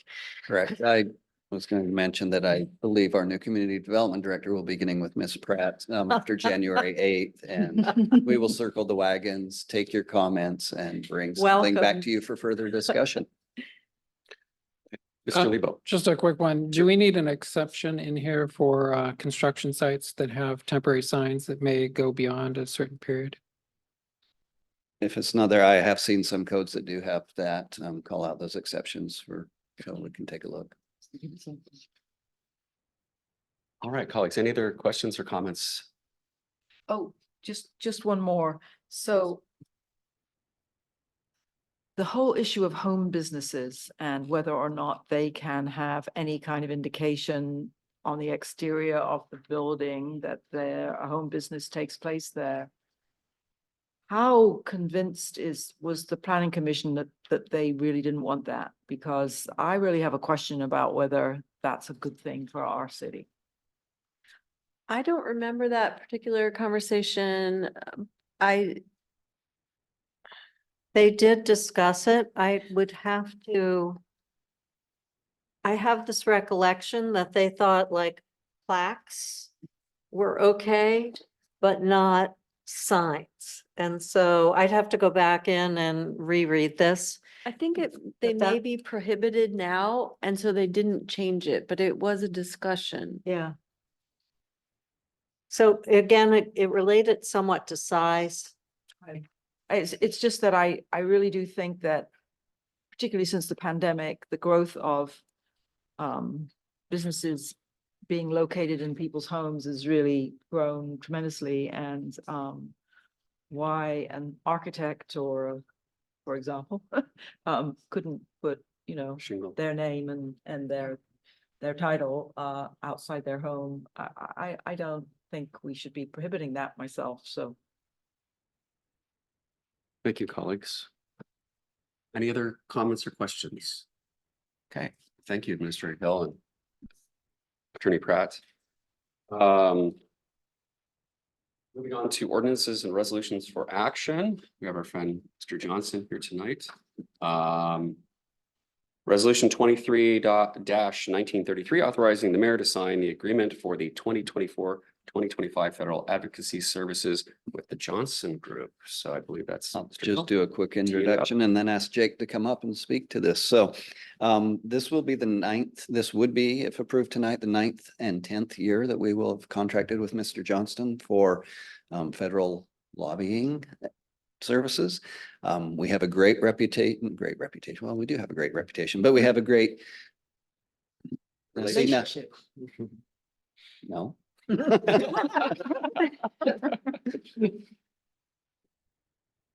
Anyway, we've had a good time with Jake. I'm sorry, I have just totally lost it now. So we've done a lot of good work with Jake, and we do have a good reputation with our legislators at the federal level. Unfortunately, due to COVID, we've only made one trip back to DC to chat with them. And Councilmember Kassover unfortunately never got to go.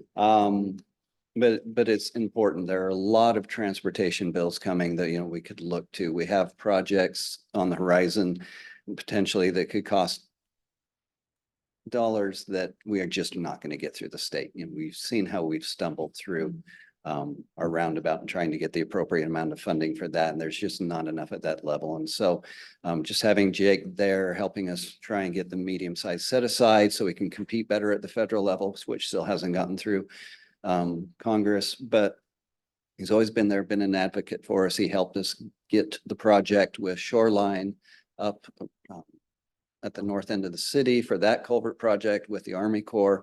And so he's been instrumental in a lot of things that we've done. We were on some short lists with Representative Jayapal and her office. Unfortunately, for whatever reason, we dropped off of the list, as it moved forward for some culvert projects, but we will continue to do that with Mr. Johnston. So I'd just like to have him come up, give you a little bit of a synopsis of what he thinks is coming and kind of the game plan. So thank you.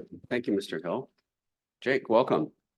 I would just say that I first met Jake 4 former Councilmember Feeney introduced me to Jake. I remember the moment, actually, when down at Starbucks in Edmonds, I believe it was, in 2013, and recommended you very highly on services and some things. And I've traveled to DC with you, I think, 3 times. So was your friend Scott. So welcome, Mr. Johnson. Thank you. It's a pleasure to be before the city, and thank you for having me in. I'll be brief considering the hour, but really Lake Forest Park is just a treasure. And where we want to go in 24 is to bring some federal funding home to support the city's infrastructure. The fact of the matter is that we have projects on the board that have a funding shortfall to be completed. And right now we have historic levels of federal investment in core infrastructure programs, climate advocacy programs, and exactly the type of thing that the city is prioritizing and moving forward on. So our expectation is to deliver federal funding to the city next year through these strategies. We were unsuccessful in 23, but we came oh so close, which doesn't count. But we've been actively encouraged by our delegation to resubmit the project if we want to push that one forward. And if the culvert project is not the one that we want to seek funding for in 24, to please bring either the Roundabout project on 104, or there's a lot of excitement about the Lakefront Park project and some of the different aspects that might be candidates for funding there. So that's really kind of the laser focus of the effort, kind of as we turn the calendar year, is working with the city administrator and the city staff to figure out, to be blunt, which projects we want to federalize and the risk reward dynamics of doing so, because federalizing a project does make it a little bit more complicated to do, but the benefit of doing so is that it comes with substantial amounts of financial assistance. With that awkward introduction, I will take any questions council has. Please don't ask me to predict what's happening in Congress. I've been making up answers to that in other cities. And with that, we'll go forward. Colleagues, questions for Mr. Johnson? I just like to, Vice Chancellor. I just like to say thank you. I can't imagine what kind of experience it is in this day and age to actually do your work.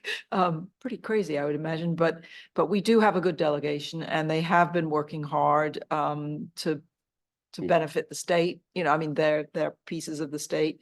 And I really look forward to good things happening. So thank you for your work and boy, hang in there. Councilman, may I respond briefly? Please.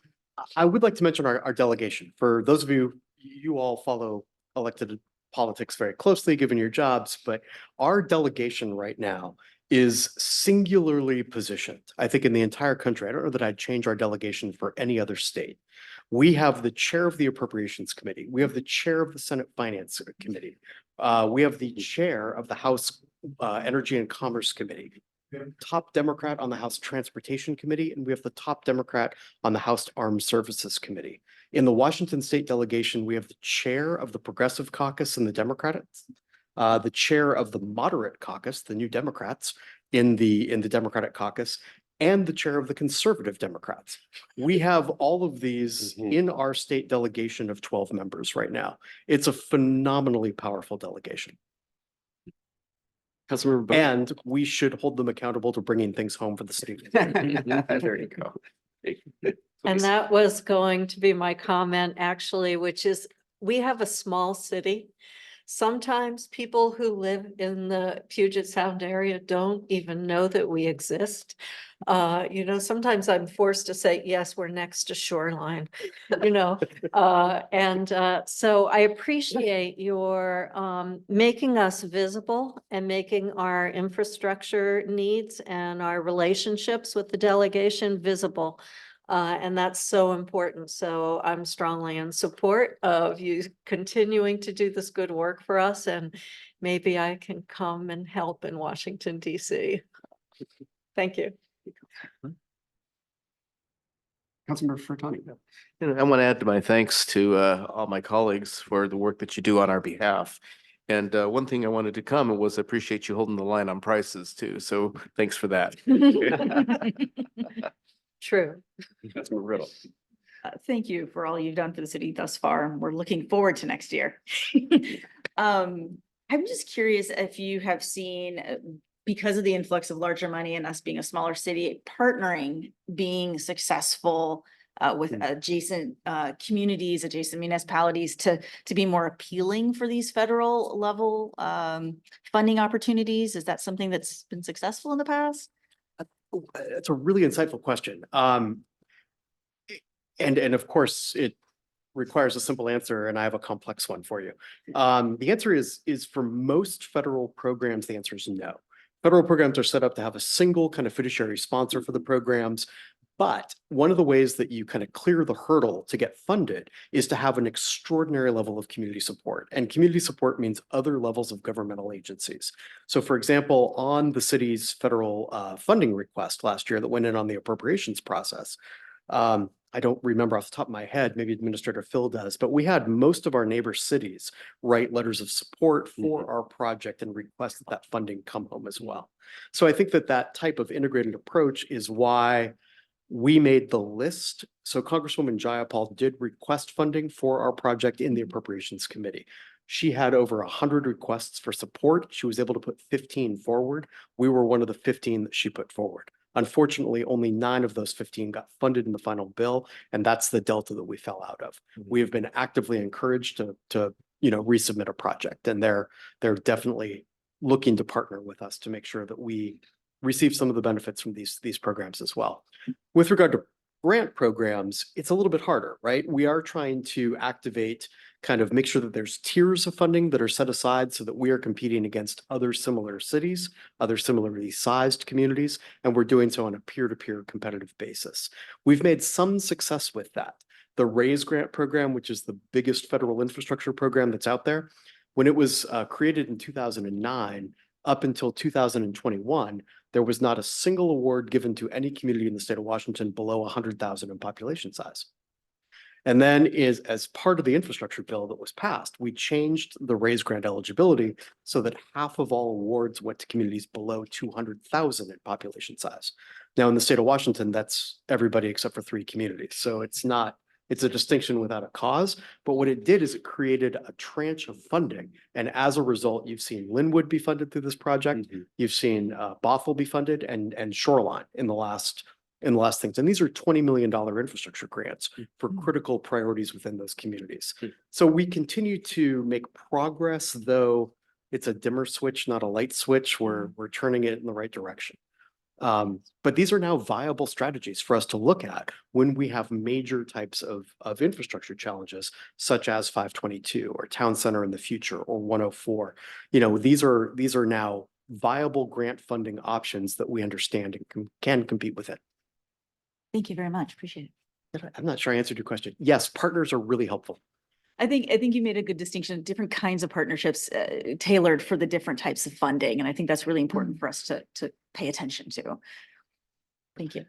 Yeah, and on point too, I guess I'm the only one that was here during the flood control project here at 522. Mr. Johnston was instrumental through our work with Lake Ballinger Forum and working with FEMA and all these other agencies to make sure that we partnered with cities and everyone else to get the funding. That's the largest infrastructure project we've ever done within this community and very successful. The Corps still brags about you. Colleagues, any other questions for Mr. Johnson? If not, I entertain a motion for action. Yes, I'd like to move that we pass Resolution 23-1933, authorizing the mayor to sign the agreement for the 2024-2025 federal advocacy services with the Johnston Group. Second. May we suspend the 3-touch rule for this one? Yes. I think technically it's a new contract we're seeing for the first time. I don't know. We do this every year, so I don't know if we need to or not. It's a good question. Yeah, I would think to keep with the gov manual, you should suspend the 3-touch rule. Okay, I propose we suspend the 3-touch rule for resolution 23-1933 due to timing and expedition of the day. So second. It's been moved and seconded to suspend the 3-touch rule regarding resolution 23-1933. Is there any discussion first? All those in favor signify by saying aye. Aye. Any nays? You guys have it to suspend the 3-touch rule. Then we move on to the main motion to approve resolution 23-1939, authorizing the mayor to sign amendment number 2. I'm sorry. No. I went down one, sorry. 23-1933, authorizing the mayor to sign the agreement for 2024-2025 federal advocacy services with the Johnston Group. All those in favor, please signify by saying aye. Aye. Aye, and any nays? The ayes have it. Thank you very much, Mr. Johnson. Thank you very much, It was a council. pleasure. I look forward to the next year ahead. Thank you. We'll see you in a few weeks. You bet. All right, colleagues, we're moving on here to what I started to go to B. I believe this is probably Mr. Sylvia here.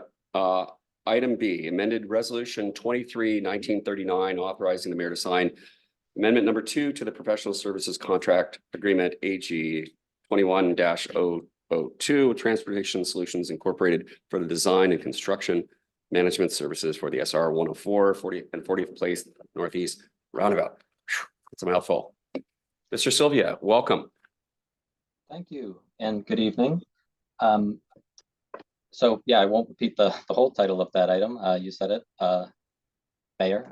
This is it is a mouthful, but I will call your attention to the notion that we are seeking action on the item tonight, which would require a suspension of the three-touch rule. So we first discussed this proposed amendment to the consultant's contract at the November 9th work session.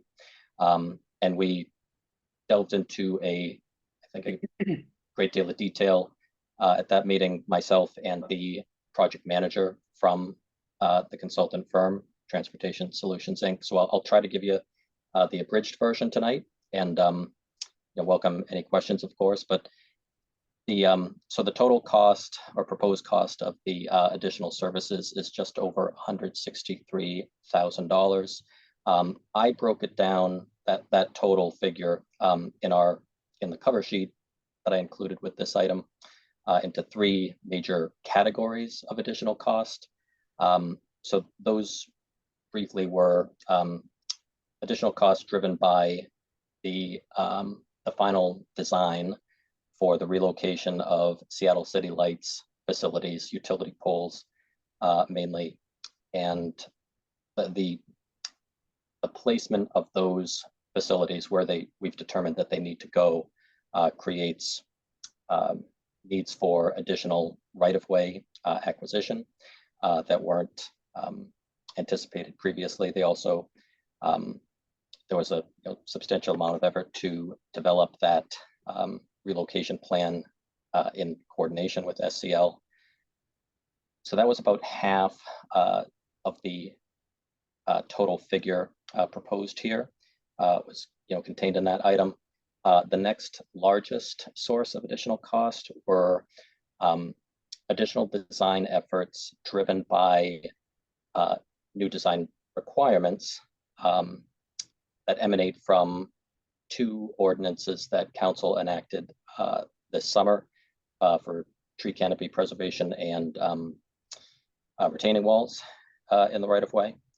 So there's a noise study, there's a canopy replacement plan for the trees, there's updates to our existing permitting documents and design plans that are associated with that category of cost. And then the final category was some additional costs associated with, I would say, sort of broad utility, non-SCL utility relocation. How about that? So that includes the consultants assisted us in developing a draft relocation agreement with the Lake Forest Park Water District, as we're proposing to have our general contractor perform the relocation of their facilities as opposed to requiring the district to do that themselves. And then there was a variety of efforts associated with defining a relocation sequence for all of the utilities that need to move as part of this project for utilities concurrence that extends a little beyond, I think, what is standard for the things that design consultants need to do in coordination with utility engineering staff to determine the appropriate placement of or relocation of utilities to accommodate the project. So I'll leave it there as far as the explanation of the source of these additional costs. And yeah, maybe I should just leave it there, period, and ask council members if there are any additional questions. Thank you, Mr. Sylvia. Colleagues, any questions? Mr. Sylvia, comments? Yes, Councilmember Riddle. Just some more understanding about the impact of the retaining wall. I know that we did put some guardrails on like the size of the retaining wall, but we're finding ourselves meeting those criteria and having to then follow that code. Do you know off the top of your head, or we can talk later, how much you exceeded the code minimum requirement, just so we can kind of get a sense of like how this might impact future projects, to kind of get a handle on what that 25-foot length kind of feels like and what it really means. Because I feel like understanding that in the real world context will help us understand how that code will be implemented in the future. I see. So you're referring to the threshold for the 25-foot length of the wall. So above that, that's where the requirements of the ordinance kick in. So I do not know the linear footage of wall face off the top of my head. It's well above 25 feet. Like we were well beyond that that number. I want to say over 100. And so there was no, we knew when we saw that figure, there was no, say, redesign or value engineering we could do to, say, try to get under it. So yeah, I apologize, I don't have the exact figure, but it's several times the threshold. Thank you for that. Colleagues, questions for Mr. Sylvia?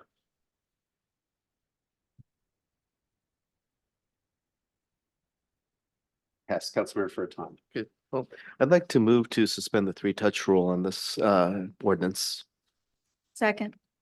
It's been moved and seconded to suspend the three-touch rule regarding Resolution 23-1939. Is there any discussion? All those in favor signify by saying aye. Aye. Any nays? The ayes have it to suspend the three-touch rule.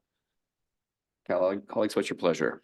I would like to move resolution 23-1939, amendment to the amendment number 2 to the agreement AG 21002 with Transportation Solutions Inc. for design and construction management services for State Route 104 and 40th Place Northeast Roundabout project. Second. It's been moved and seconded twice. Any discussion? Yes, Councilmember Riddle. Well, we never like to see costs go up. I really appreciate you providing the breakdown of where those costs are coming from the new code requirements to dealing with Seattle City Light, to doing some preemptive coordination of utilities now, so that we don't have to do that during construction. So I do see where it's coming from. I hope this is our last amendment. Hopefully we thrown the last wrench in your gears here so that this can finish out smoothly. So while, again, I don't like throwing money at problems, I see exactly where these are coming from and it seems legitimate, and I support this amendment. Councilmember Furtani. Thank you, Deputy Mayor, and thank you, Mr. Sylvia, for a great report as always. And I want to echo Councilmember Riddle's comments about, looking out for these kinds of things. And I guess there's two takeaways for me. One of them is unintended consequences. We should always be aware of unintended consequences. And, I guess it's kind of hard to see some of these. That's why they're unintended. But nevertheless, wish we had a book we could write this stuff down, and it's our municipal code, I know, but it might be nice to basically have like a synopsis or something. Secondly, and more seriously, I wanted to echo a comment that Mr. Sylvia made to me earlier, which was that we now know how to basically deal with Seattle City Light, and I'm hoping that there is definitely a book that we write all this stuff down in when we renegotiate that contract with Seattle City Light, that we keep an eye on their, our costs by making sure they absorb those costs. So thank you. Thank you, colleagues. Would With that, all those in favor of resolution 23-1939, and I won't read the whole thing, please signify by saying aye. Aye. Any nays? The ayes have it, passes unanimously. Thank you, Andy. Great work as always. Thank you all. Much appreciated. Thank you. Okay, we're moving on to something that I'm actually taking care of here. Colleagues, I'm bringing back for the third time Ordinance 23-1284, amending the municipal code by amending Title 9, Public Peace, Morals, and Welfare with the new chapter 9.35 street racing. Please note that the only additions have been the 4 areas. As you may recall in previous discussions about this, including going back, I believe, almost a year and a half ago, the city of Shoreline has a variety of no racing zones. This is again one more tool in the toolbox to help with as a force multiplier for the police, as well as for consideration of placement of speed enforcement cameras if it becomes necessary under the state statutes in a limited fashion because of the size of our jurisdiction. With that, I would note too that Councilmember Kassover, Vice Chair Kassover, Perkins Way is on the list. And I would also note too, apparently there was a utility pole that was struck on Perkins Way recently too. Colleagues, questions? Councilmember Riddle.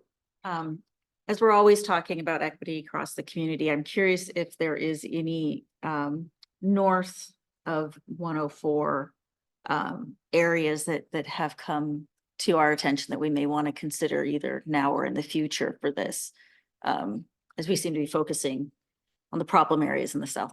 Excellent point. 197th and also 35th had been mentioned previously too as being places where, particularly 35th, although 197th, I think near the lower entrance to Bryson View Park, the staircase and path there, people indicated that was a challenge. As I mentioned in one of our conversations previously, and Councilmember Furtani and I talked about this offline a while back. I wanted to make sure we didn't overburden the ordinance with too many zones at the outset, because one, we're going to have to find the funding for the signage, and two, there's going to have to be an educational component to make sure people understand what the reasons are for that.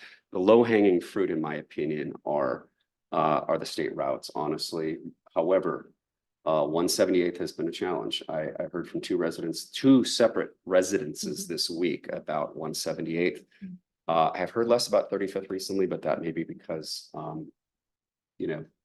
people have said their piece and know that we're moving forward trying to sort these things out. Are there criteria for determining future racing zones, or would it be a similar process as now? Yeah, there are not specifics. It's just more, anecdotal from the standpoint you can take a look at where there's some problems and go from there. I think that there could be methodology that would be implemented to determine that. However, I don't think we're going to have many additional, maybe two, potentially. I don't know unless I've missed something here. I know that many years ago, 160th Street, unfortunately, where that horrific tragedy occurred a number of years ago, that was a challenge. But after 20 years ago, when they put the roundabouts in Shoreline, that has no longer been an issue, as I understand it, unless somebody has different information. Thank you. I'm sorry, Councilmember Bodie. I have one question on this list, and I agree with the comments that have come before about keeping an eye open for the other locations. 35th does come to mind as a possibility, but I have not heard that kind of feedback recently, where I have for all of these other locations. My question is on B4, is there a reason why it isn't 182nd? Why it is 180th? It just, when I think of segments of Perkins Way, I'm trying to recall, maybe that is, I hope that's not a typo. I'm trying to remember where the city limit starts, Councilmember Bodie. Thank you for that.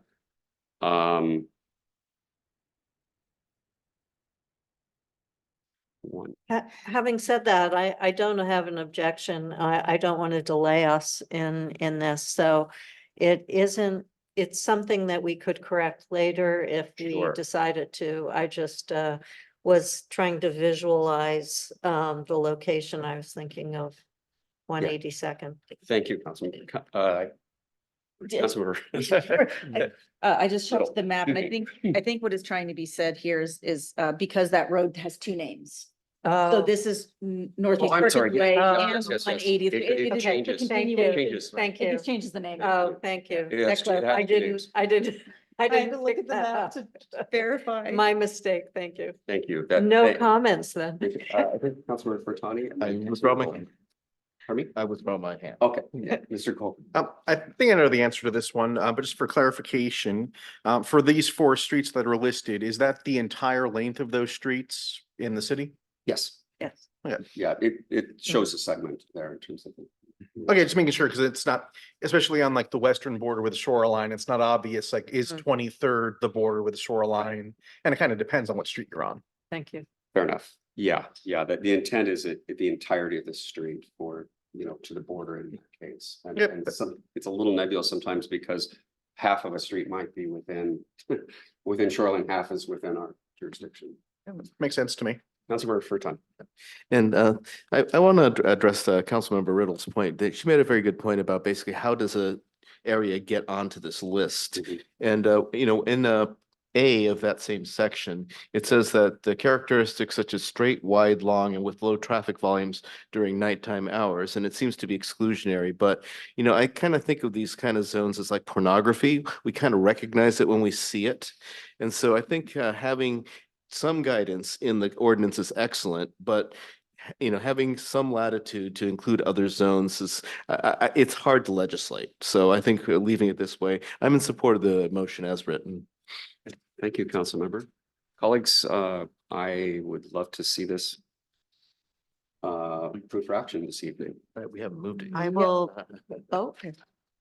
Oh, I was just gonna say, I'll be glad to move ordinance 23-1284, amending the municipal code by amending Title 9, Public Peace, Morals and Welfare with a new chapter 9.35, Street Racing. Second. It's been moved and seconded to adopt ordinance 23-1284, amending the municipal code by amending Title 9, Public Peace, Morals and Welfare with a new chapter 9.35, Common Street Racing. Any discussion? Colleagues, I would say thank you very much for this. We have all been working on this for about more than 18, well, almost 2 years now, about 20 months. And these various ways of helping ensure additional safety on our roads. And I thank you so much for your support and consideration on this. Any other comments besides mine? All those in favor signify by saying aye. Aye. Aye. Thank you, Council. It passes unanimously.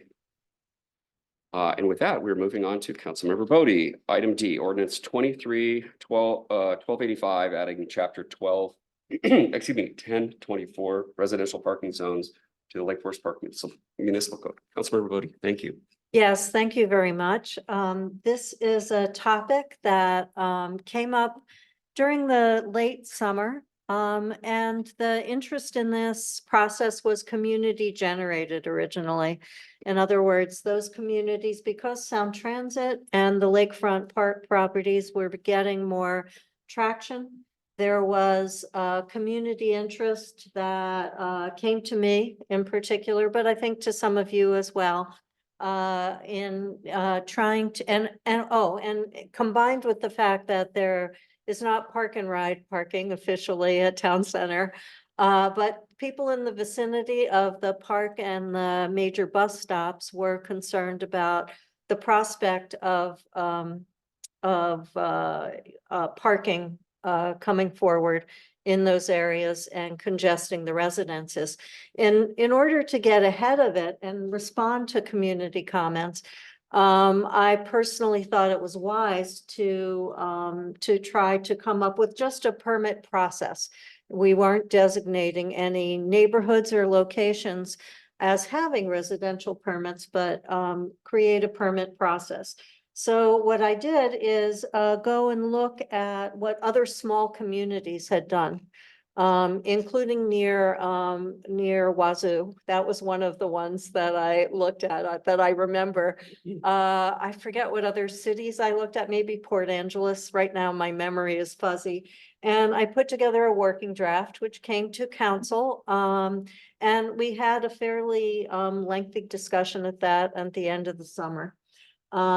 Based on that, we ended up postponing consideration of this because of the press of other urgent business. There wasn't really, we had so many other items that we really had to do more urgently than this, because this is planning for the future. As we were approaching the end of the year, it was time to come back to this. So we did have a fairly lengthy discussion at the working session at the end of the summer. Our city attorney made revisions to the draft that came forward at our last discussion of this, or at our last meeting. Then based on our discussions at the last meeting, our city attorney has made additional changes, and I'll just mention what some of those are based on your comments. First of all, it's the community development director, our new community development director. This is yet another job for them, in addition to the sign ordinance, who is the official. We made a revision to the definition of dwelling unit and made the references to dwelling units based on our discussion. We adopted the threshold of 70% of the residents or the dwelling unit residents within the area. When it came to the number of permits you could get, we took the two out, and basically people can make showings if they need additional permits.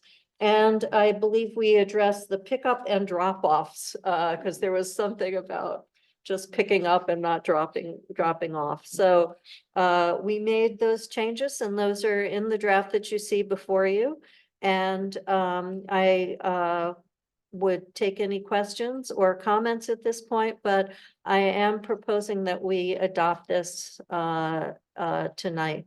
We have had our 3 touches, and I believe the reason why we don't have more community comments is because the community supports this. Thank you, At least the affected community. Thank you, Councilmember. Vice Chair Kassover.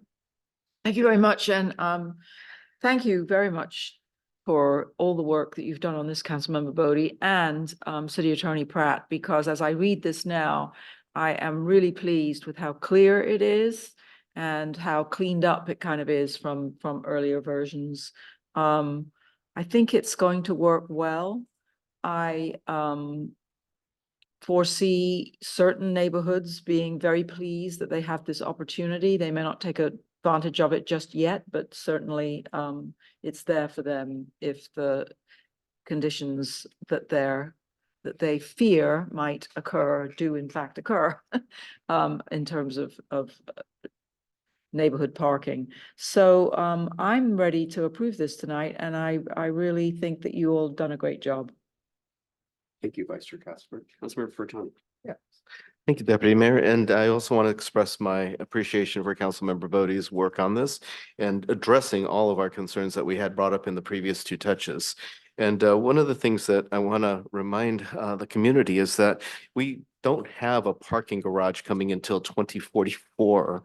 So if Sound Transit's Stride 3 BRT project projections pan out to what they are, there's going to probably be some issues since we're almost one of the last stops on the line before it gets to the 145th station. So I can see basically neighborhoods getting congested with a lot of out-of-town folks basically trying to park as close as they can to where they live. So I appreciate your work on this. I'm in complete support of it. Thank you, Councilmember Furtado. Councilmember Riddle. I have some questions that I hope maybe can help clarify some things in my mind. One, as we have fines and we have criteria for when to fine folks, who's validating a complaint?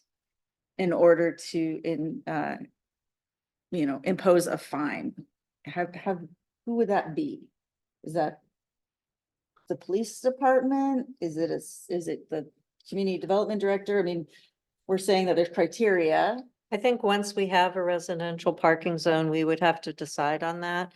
It could be the police department. It wouldn't have to be a police officer who would do that. But what the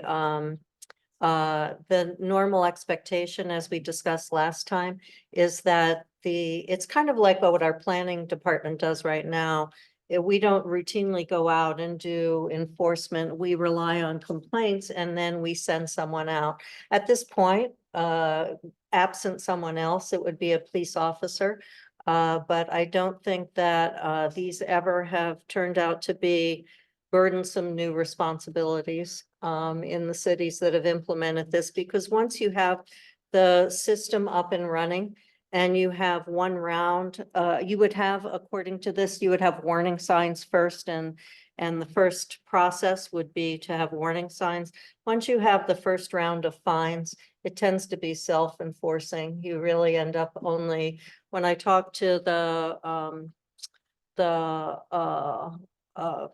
the Wazoo people, the experience was that once a year they went around and ticketed it, basically, and that was enough to keep the institutional memory going. But I do think that that's a very good question, and I think that when the time comes, we'll be able to handle it. Okay. I think that concerns me a little, not having that fleshed out, to be honest. And I see a hand in the gallery. Oh, I'm sorry. Attorney Pratt, I was Yeah. deep into the The coding. way it's written now in section 10.24.120 penalties, it talks about warning citations and infractions. And so that is PD. The way Okay, it is written thank right you. now, it is PD. Thank you. Okay. I know that for for parking infractions, other cities have considered having contract workers do that to take the burden off the police department. But as it stands right now, it would be our police department, so. And then I had a question about how this interfaces with the 72-hour limit, especially where there's an exemption for that. So I would assume that the 72-hour limit would be in place. So yes, you can park there, but you still have to cycle the cars through normal usage. But there was a location where it did say that it was exempt, and I don't think that's appropriate to provide that exemption for one part of the community and not others. Just because. What are you, Where did I find that? can you show what you're referring to? I am trying to figure out where this is. I have so many notes, I apologize. How does this go with? Okay, I might have to just search. While you're all looking. Yeah, please, let me If take there are other another. questions, colleagues, Councilmember Goldman. Yeah, I also have a question.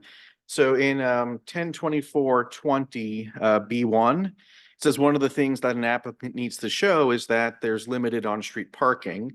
And I suppose my question is, how do we define that? And what's the threshold? What's the burden of proof that the applicant has to show? That, like, does it have to be more than anecdotal, but like how much hard data does it need to be? What the experience has been in other places, and I think we don't want to make it too prescriptive or require a community to hold a parking survey.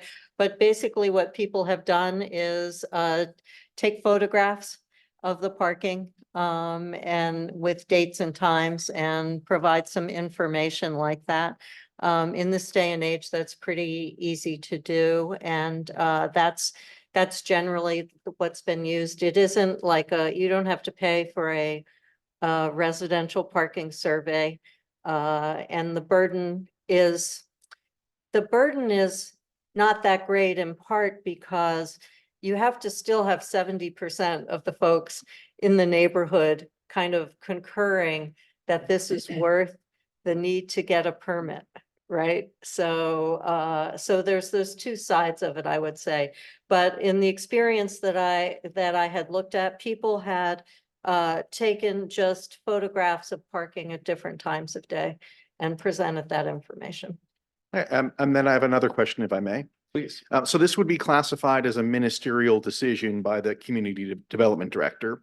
And so my question is, does the Community Development Director have any discretion to say, well, you've shown these pictures, but I actually disagree that there is limited parking, or that maybe there's something else going on that street that maybe because there's businesses or such that, like, does the Community Development Director have any discretion, or is it they basically have to approve an application that's come in and has all these bullet points? I would say ministerial permit decisions usually do not carry a lot of discretion. It's usually more of a check the box in the criteria looking at it. So he definitely couldn't add any criteria. And if someone, showed a high demand, it would be difficult to turn down a permit application, but there is an appeal process for a ministerial decision if the director and the applicant were at odds on it. If you recall in the previous draft, I forgot that we made this change. There was a potential appeal to the council in case of a denial, which is what two other cities had, but we deleted that provision. Okay, yeah, I'm cautiously optimistic. I think it's something we should keep an eye on. Yes. To see, is ministerial the correct level, or should there be more discretion at the staff level about what is suitable or not? But I think that's, we can see kind of how this is going. Thank you, Larry. I'll just, I would simply say that that's true in general. A lot of the questions, I think, that come up about how this would operate, and anticipating questions or scenarios that might come up. Like any ordinance like this, once we have one application, I'm sure we'll be looking at this and refreshing it based on our experience. and actually on point, I'll take off my chair hat, put my policymaker hat on here for the last time tonight. I think that, to your point, Councilmember Bodie, I was actually going to say that this is going to be one of those things that we're going to learn about where their additional need, et cetera. I was thinking too, that at some point we may consider after, or maybe during the sound transit process, whatever happens in that regard, there may be issues about, or redevelopment of State Route 104, for example. There may be issues that we have to address relative to neighborhood business zones that we don't want to have unintended consequences to, with neighborhood businesses. We have a very limited number of neighborhood businesses granted, point. but let's not, we work very hard to make sure that they're successful and we don't get in their way. Councilmember Furtani. Yes, and on point with your comment, I appreciate the fact that we're trying something new, not in a reactive fashion, but in a proactive fashion. I think it's similar to Safe Streets, which we'll be talking about next year as well. The point is basically that we don't really know how this is going to work until we implement some version of it. So I'd love to step out over the line and say, let's try this version of it. And if it doesn't work, we do amend it. Thank you, Councilmember. Colleagues, Vice Chair Kassover. Thank you. And so one of the things that I'd like to comment on here too, regarding the process, is that our job is policy and the administration understands process and how to implement Implementation. policy. And I think we need to trust them that they know how to do this and that they will come back and tell us how it's going to work, and if there's anything else they need from us from a policy perspective. So with that, I'd actually like to move it. Everybody ready for that, or? Okay, so I'll move ordinance 23-1285, adding chapter 10.24, residential parking zones to the Lake Forest Park Municipal Code. Second. Been moved and seconded to adopt ordinance 23-1285, adding chapter 10.24 residential parking zones to the Lake Forest Park Municipal Code. Is there any further discussion? Yes, Councilmember Riddle. Thank you. I'm not in support of this as it's written right now. I did go back and I watched our cow from August of 2022. And we made some promises in that cow that there would be, that it was very important to have public engagement, public comment. And at the time, I think we believed we would have needed a public hearing in order for, to move this. As I understand it, we don't this time, given the context. And also there was and then there was, following that, a review of the council for adoption. And so I haven't seen that public engagement and public comment as was promised. Additionally, there was two of our council members who carried a strong concern that we were regulating public utility, the roads, for private use. And where does that balance happen? And I don't think we've addressed that at all as we've been talking about this in the last meeting and this meeting. And I actually think that that's a piece that we really haven't addressed, and I think we need to. I think those two big pieces, those promises that we made that we would do when looking at this, haven't come true. And I think as a council, we need to stand by what we've talked about in that cap. So mostly because of that, and then there's definitely some pieces in here I want to get into more detail, but I think those are the main two reasons that I don't think this should move forward this evening. We made promises and we didn't keep them. Colleagues, any other comments? Hearing none, all those in favor of adoption of ordinance 23-1285 signify by saying aye. Aye. Any nays? Nay. Let the record show that the ayes are 6 and the nays are 1. Thank you, council. Thank you, Councilmember Bodie, for your hard work on this. We are on to Director Vaughn. Ordinance 23-1286, amending chapter 5.05 of the Lake Forest Park Municipal Code, business taxes, license regulations, and amending section 5.05.100. Thank you, Mayor and Council. So to quickly go over this one is fairly straightforward. So there is a model ordinance that goes with our business tax and license code that we are a part of. And there was a technical change due to some legislation that was passed in the 2023 legislative session.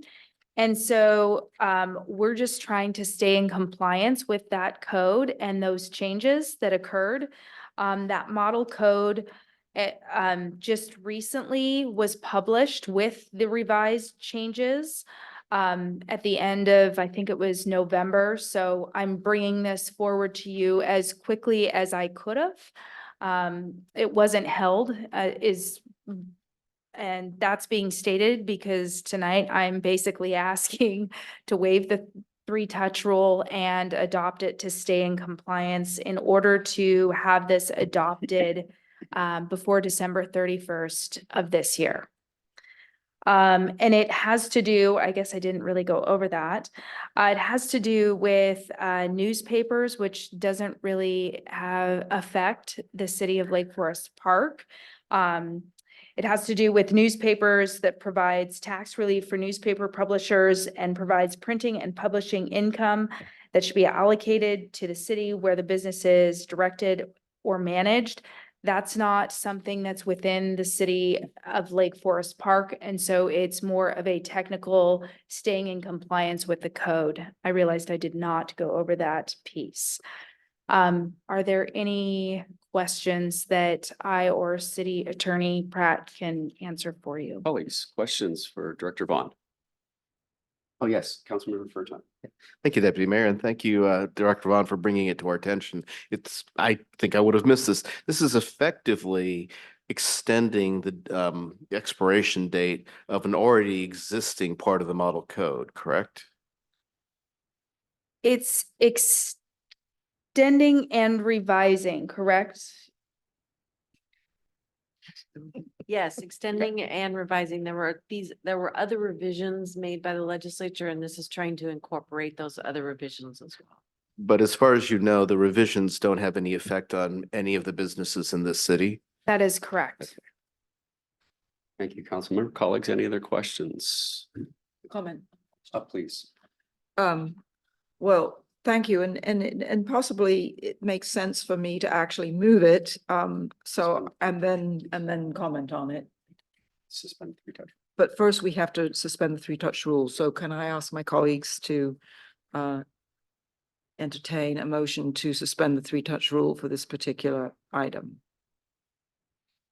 I'd like to move to suspend the three-touch rule for this ordinance 1286. I hear a second. Second. It's been moved and seconded to suspend the three-touch rule for this item. Any conversation? All those in favor of suspending the three-touch rule signify by saying aye. Aye. Any nays? The ayes have it. Okay, Passes so then I will move ordinance 23-1286, amending chapter 5.05 of the Lake Forest Park Municipal Code, business taxes, licenses and regulations by amending section 5.05.100. The only comment that I would like to make to my colleagues here is that while, oh, sorry, second. Procedurally, sorry. Do I hear a second? Second. Been moved and seconded. Any discussion? Okay, thank you. Please, Sorry. Vice Chair Kassover. I appreciate your Get through this one here. enthusiasm. Yeah, I'd just like to make a comment about this. I know we don't have a newspaper publisher here in Lake Forest Park, but I'm glad that we are going to include this in our city ordinance because I think it makes a statement about values. Mhm. And as a former journalist, I would like to say that I believe that local news coverage is so vitally important to a healthy democracy that we have to do everything we can to support journalism and particularly local coverage. And the only local coverage we have is online, and I think they're doing it for free and nobody's paying them anything, and they're not filing any taxes, but more power to them. And let's do everything we can to make sure that that continues. So that's my comment for the night. Thank you, Vice Chair Kassover. Any other comments on point? With that, all those in favor of adoption of ordinance 23-1286, amending chapter 505 of the Lake Forest Park Municipal Code, business taxes, licenses and regulations by amending section 5.05.100, signify by saying aye. Aye. Are there any nays? The ayes have it, passes unanimously. Thank you, colleagues. Thank you, Director Vaughn. Administrator Hill, we have a very positive action to take tonight. We do. I'm gonna do this just because I want. Oh, please do it. Back up. Well, be careful because Matt's going to do the same thing with his desk. So Yeah, that's good. So council, before you tonight is resolution 23-1936. This would be confirming appointment of Mark Hofman as the new community development director. Back on the 28th of November, we conducted our second round of interviews for this position. And Mark was the unanimous selection of the three committees that we put together. Those committees consisted of city staff, city attorney, planning commission chair, 4 council members, and the mayor.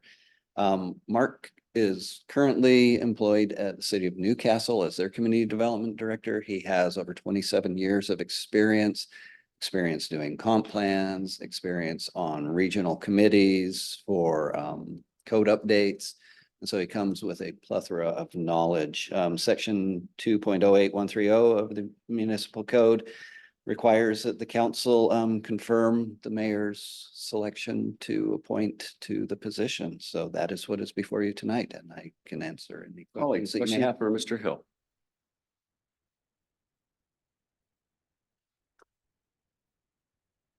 Would anyone like to move resolution 23? I would like to move Thank you. resolution 23-1936, appointing Mark Hofman as the Community Development Director. Second. It's been moved in second. Is there any discussion? Yes, Councilmember Riddle.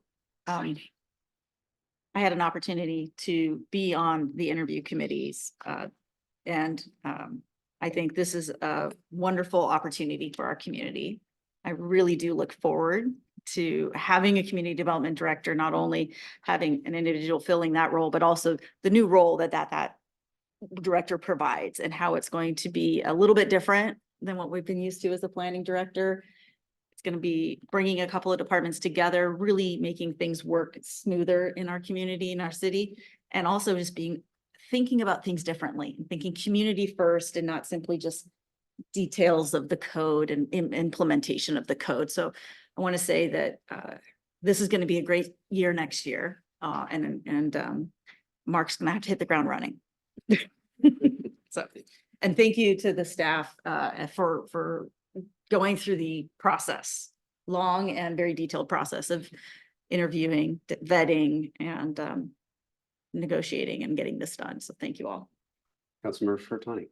Thank you, Deputy Mayor. And I wanted to thank the committee. I wasn't able to be on it, but great job in finding this candidate. And I think some members of our community felt that when we called it the planning department, it was too much about building and development. And I think this candidate really shows experience in not just things like Arch, which is going to be more critical as time goes on.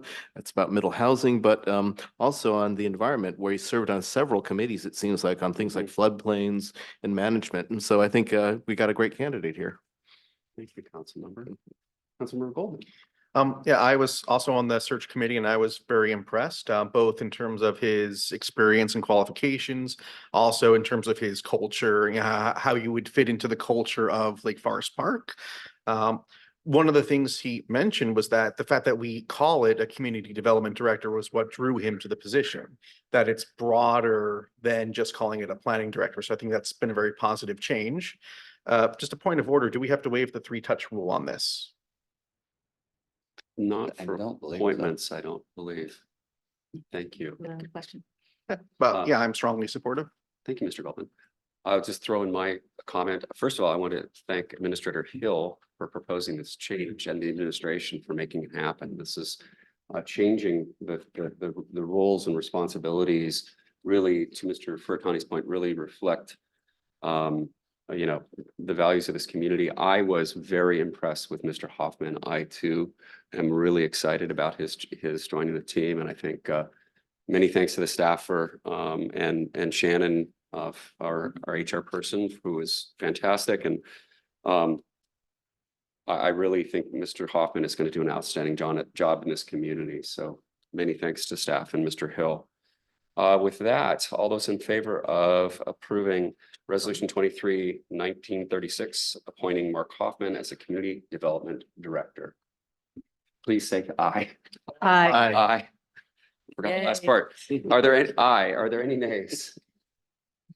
The ayes have it. It passes unanimously. Thank you so much, everyone. Did you have Thank a you. second?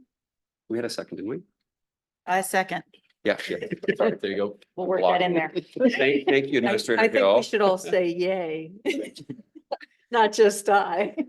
Well, we're way ahead of schedule. We're going till 3, right? Isn't that the plan? No. Lindsay's saying bye. I'm just kidding, Lindsay. Okay, and with that, we're moving on to item G, Resolution 23-1937, amending the Manual of City Governance Policies, Procedures, and Guidelines. Phillipa, would you mind giving a little background on this? I'm starting to lose my voice. Certainly. Thank All you so right. much. So, amending the city governance the governance manual has been a topic of discussion pretty much all 8 years I've been on council.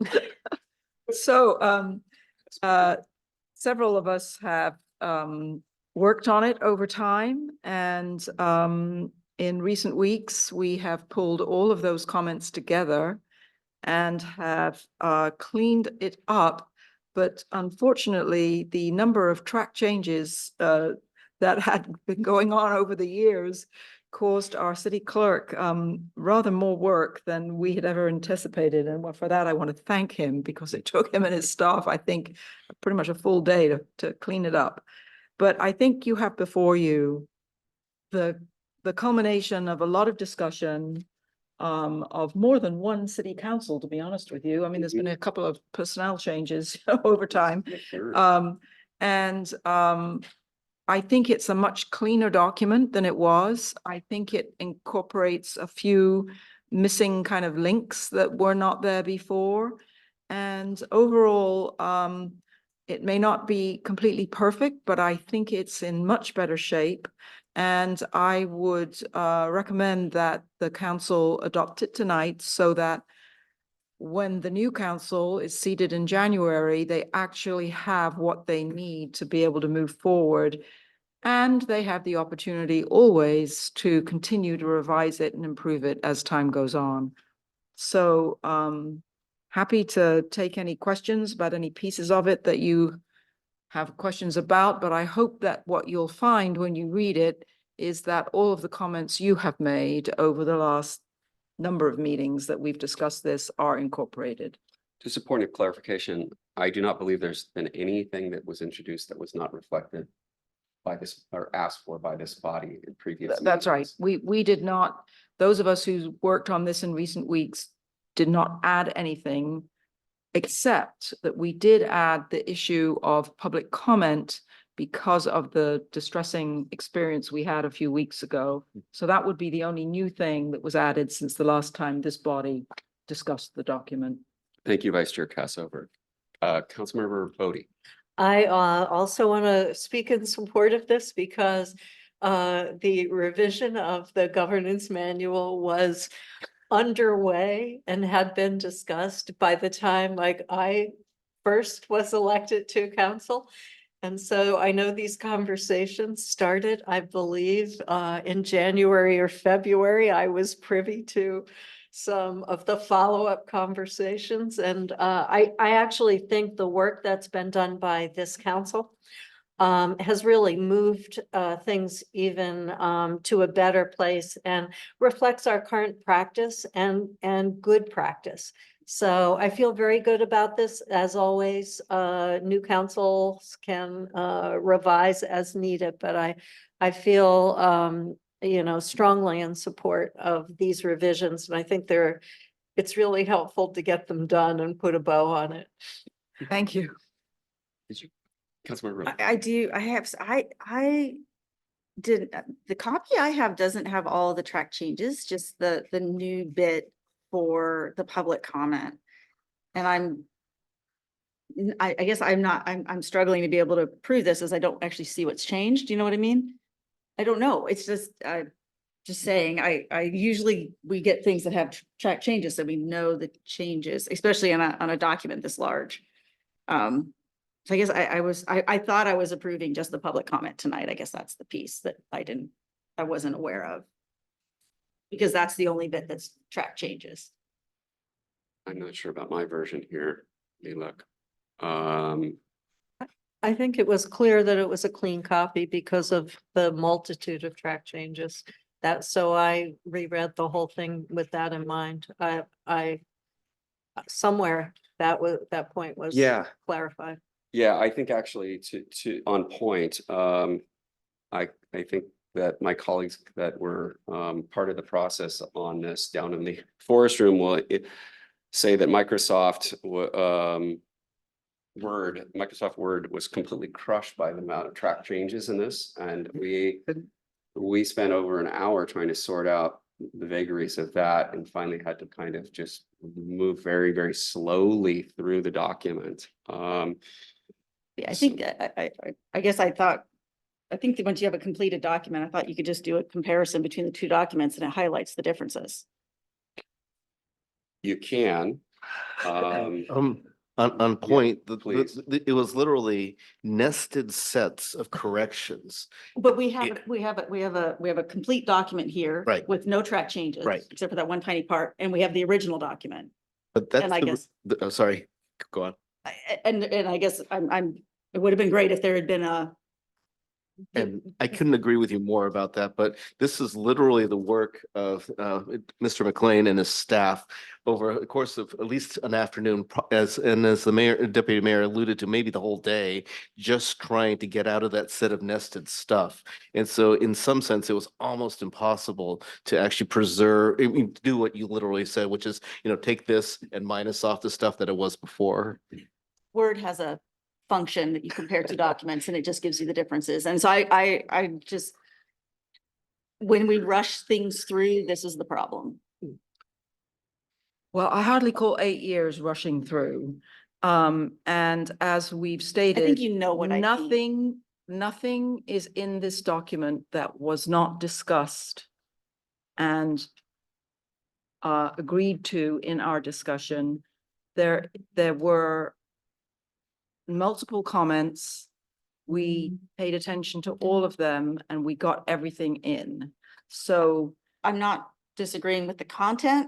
I'm simply saying that when provided documents to us, it would be useful to actually see the change in the content. well, I think that it was beyond the technical capabilities of those of us working on it to actually make that happen, given the length of time the document had been worked on and the number of track changes that were there. It just, the computers that we were working on could not handle it. We did get to a clean draft though.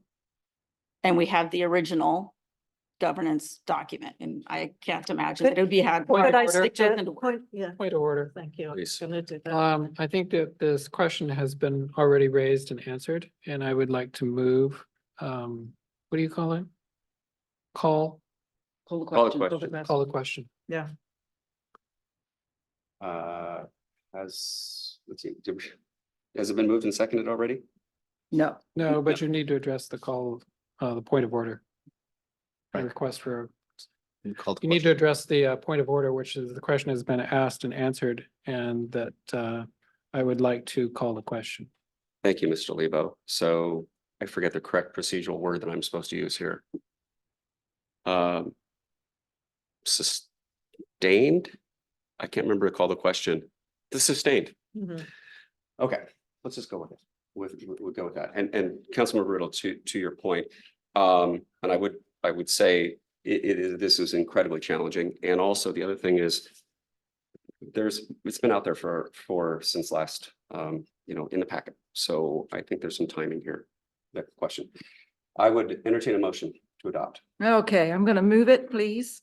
Resolution 23-1937, amending the manual of the city governance policies, procedures and guidelines. Second. It's been moved and seconded to adopt resolution 23-1937, amending the manual of city governance policies, procedures and guidelines. Is there any further discussion? Councilmember Lebo. Thank you. I want to recognize all the work that the council members and the staff have done to bring us to this point. It is a tremendous effort, and I welcome the opportunity to vote yes on this. I would like to offer a friendly amendment, as I look back and just apologize for not catching it earlier. And that is in section 4.9.4, business meeting agendas. I would like to offer a friendly amendment that we move item 7, public comment, up to just after adoption of the agenda, to give our citizens the opportunity to be heard early in the meeting and not necessarily have to sit through multiple presentations or hearings that they otherwise might not be engaged with and as directly. Excellent question, Mr. Lebo. Actually, there's a clarifying statement that indicates that with the agreement of the council, public comment can be moved to the top of the meeting as needed if there's. I would only offer it as a friendly amendment so that it becomes the default rather than, Default. yeah, Okay. Do I hear a second? and only offer an apology for not commenting earlier. It's okay. Is there a second? Could you please give us the 4.9.4. So it's Nine. page 257, starting at page 257 of your packet. Excuse me. Oh, I see.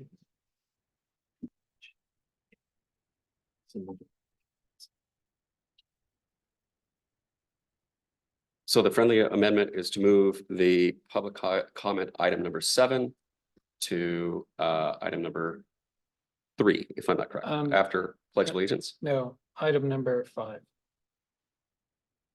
5. So it becomes. Okay, there you go. It Thank you. becomes the new 5. Following the adoption of the agenda. Okay. Can I comment on this, please? Vice Chair. So when a council meeting includes a public hearing, there is public comments after the public hearing on on that topic. And then after that, there is public comment on any other topic. So there is a reason for public comment to be after public hearing. Am I correct in that, City Administrator Hill? And I'm not sure that's correct because the public hearing has its own Well, time for public comment. comment. that's what I'm talking about. Yeah, Then so you it, have public comment for the rest of the meeting, right? yeah, and I think what Councilmember Lebo is saying is for the rest of the meeting to just to move it ahead of these public hearings Oh, okay. after adoption of the agenda, because like tonight we had presentations, you know, not making them wait a half an hour to an hour, just Got to it. address the Okay. council. Yes. Councilmember Riddle. I would say in the past, we discussed moving public comment above and after public hearings. And I think one of the concerns that was brought up prior was making sure people kind of knew that they had that specific time to talk about that specific topic and not to talk about it in the public comment and then realize they should have talked about it during the public hearing. I'm not sure it makes any technical difference because we hear their comments regardless. But a public hearing is a little different. So I think that's the thought process we'd used in the past is to put it after the public hearing. I'm not 100%. I definitely think it should be before presentations because those can be long and arduous sometimes. Councilmember Bodie. Yes, I do want to draw everyone's attention to D, which really states our policy, which is public comment shall be held at or as close to the beginning of the meeting as possible. Public comment may be moved at the discretion of the council and chair, particularly if there are a large number of citizens present. So I do think that covers my concerns, but I'm not sure because of the question Councilmember Vice Chair Kassover raised, I'm not sure it would go in front of public hearings, maybe just in front of presentations, but I'm okay leaving it as is because of the strength of the statement in D. So I really think that's our policy. And the other is just almost a sample agenda, basically. So I don't know, Councilmember Lebo, if that helps you at all. I understand it. I think Yeah. there's value in having the public comments early in the meeting to allow our citizens to make comments. And if they don't wish to stay for the remainder of the meeting, they may leave, but at least they've been heard. The public hearing component may be germane to their particular interest, or it may not, but they will have the opportunity, if it is, to comment it twice. And I think it's just a matter of that we be clear when we ask for public comment, what our intent is. May I just add, I think if there is a large group for a public hearing, that is exactly where D would come into play. But usually we don't hear public comment before the presentations. I would just offer that we should. Okay. Councilmember Furutani, did you? Thank you, Deputy Mayor. And I know we've been referring kind of jocularly to what happened in Kenmore on Monday, but this was one of the reasons why the government's manual exists in this city, I believe, is because Kenmore kind of relies on sort of the way you've done it before, past practice.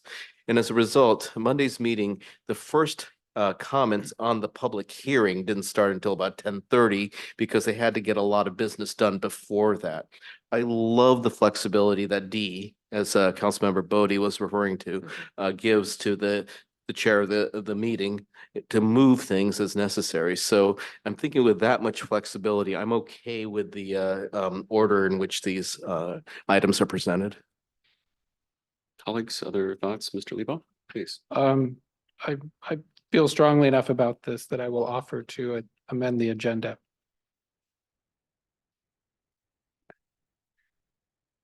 Councilmember Goldman.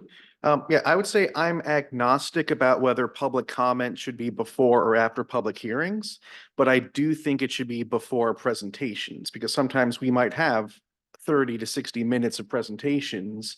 And I think just as a standing policy, we should have public comment before that. Thank you, Councilmember Goldman. Just weighing in, putting my policymaker hat. I hear Mr. Lebo loud and clear. I think I'm a little bit close to this because of the conversation we had about item D, thinking that it covered things, but this conversation is illustrative of the fact that we all really deeply care about public comment. So I'm certainly not going I would say I could go either way on this, colleague. So it's really up to you all what you would like to do. I think that there is flexibility, but if there is merit, if you believe there's merit to moving it upwards, I do think the presentation questions, sometimes those can go pretty long. So Point of order. yes. May I ask Councilmember Lebo to restate the proposal? So I would like to move to amend our governance manual under section 4.9.4 to have public comment as a new number 5. Oh, I see. All right, I'll second that then, since I don't think anybody seconded it. No, I think that's correct. Is there any further discussion? Yes, so to have it as number 5 means that public comment comes prior to public hearings. I would just say that in my 8 years on council, the number of times that our members of the public are confused about when they should make the public comment related to the public hearing has been quite numerous, and that it in fact is helpful for there to be very good separation between those two items. And so I'm perfectly fine with public comment coming before presentations, but I think it should come after the public hearing. Mr. Lebo, would you be amenable to that? No. Colleagues, any other thoughts? It's a vote. Okay. All those in favor of Mr. Lebo's motion to move public comment to item number 5 and then renumber as appropriate, please signify by saying aye. Aye. Aye. All those opposed, please signify by saying nay. I'm abstaining. So how many Sorry, you ayes? said nay. One, I'm sorry, a nay. Sorry. Yeah, Yeah, one we gotta do nay, that first. Sorry. Yes. one abstention, and raise your One hand. abstention. Another abstention. All those who said aye, please raise your hand. 4. So the ayes have it. Thank you, Mr. Lebo. And then moving on to the main motion, Mr. Goldman. I would also like to offer a hopefully very small amendment. This is for section 3.6 on cell phones. 6. And in the third line, I would like to strike the words city staff and.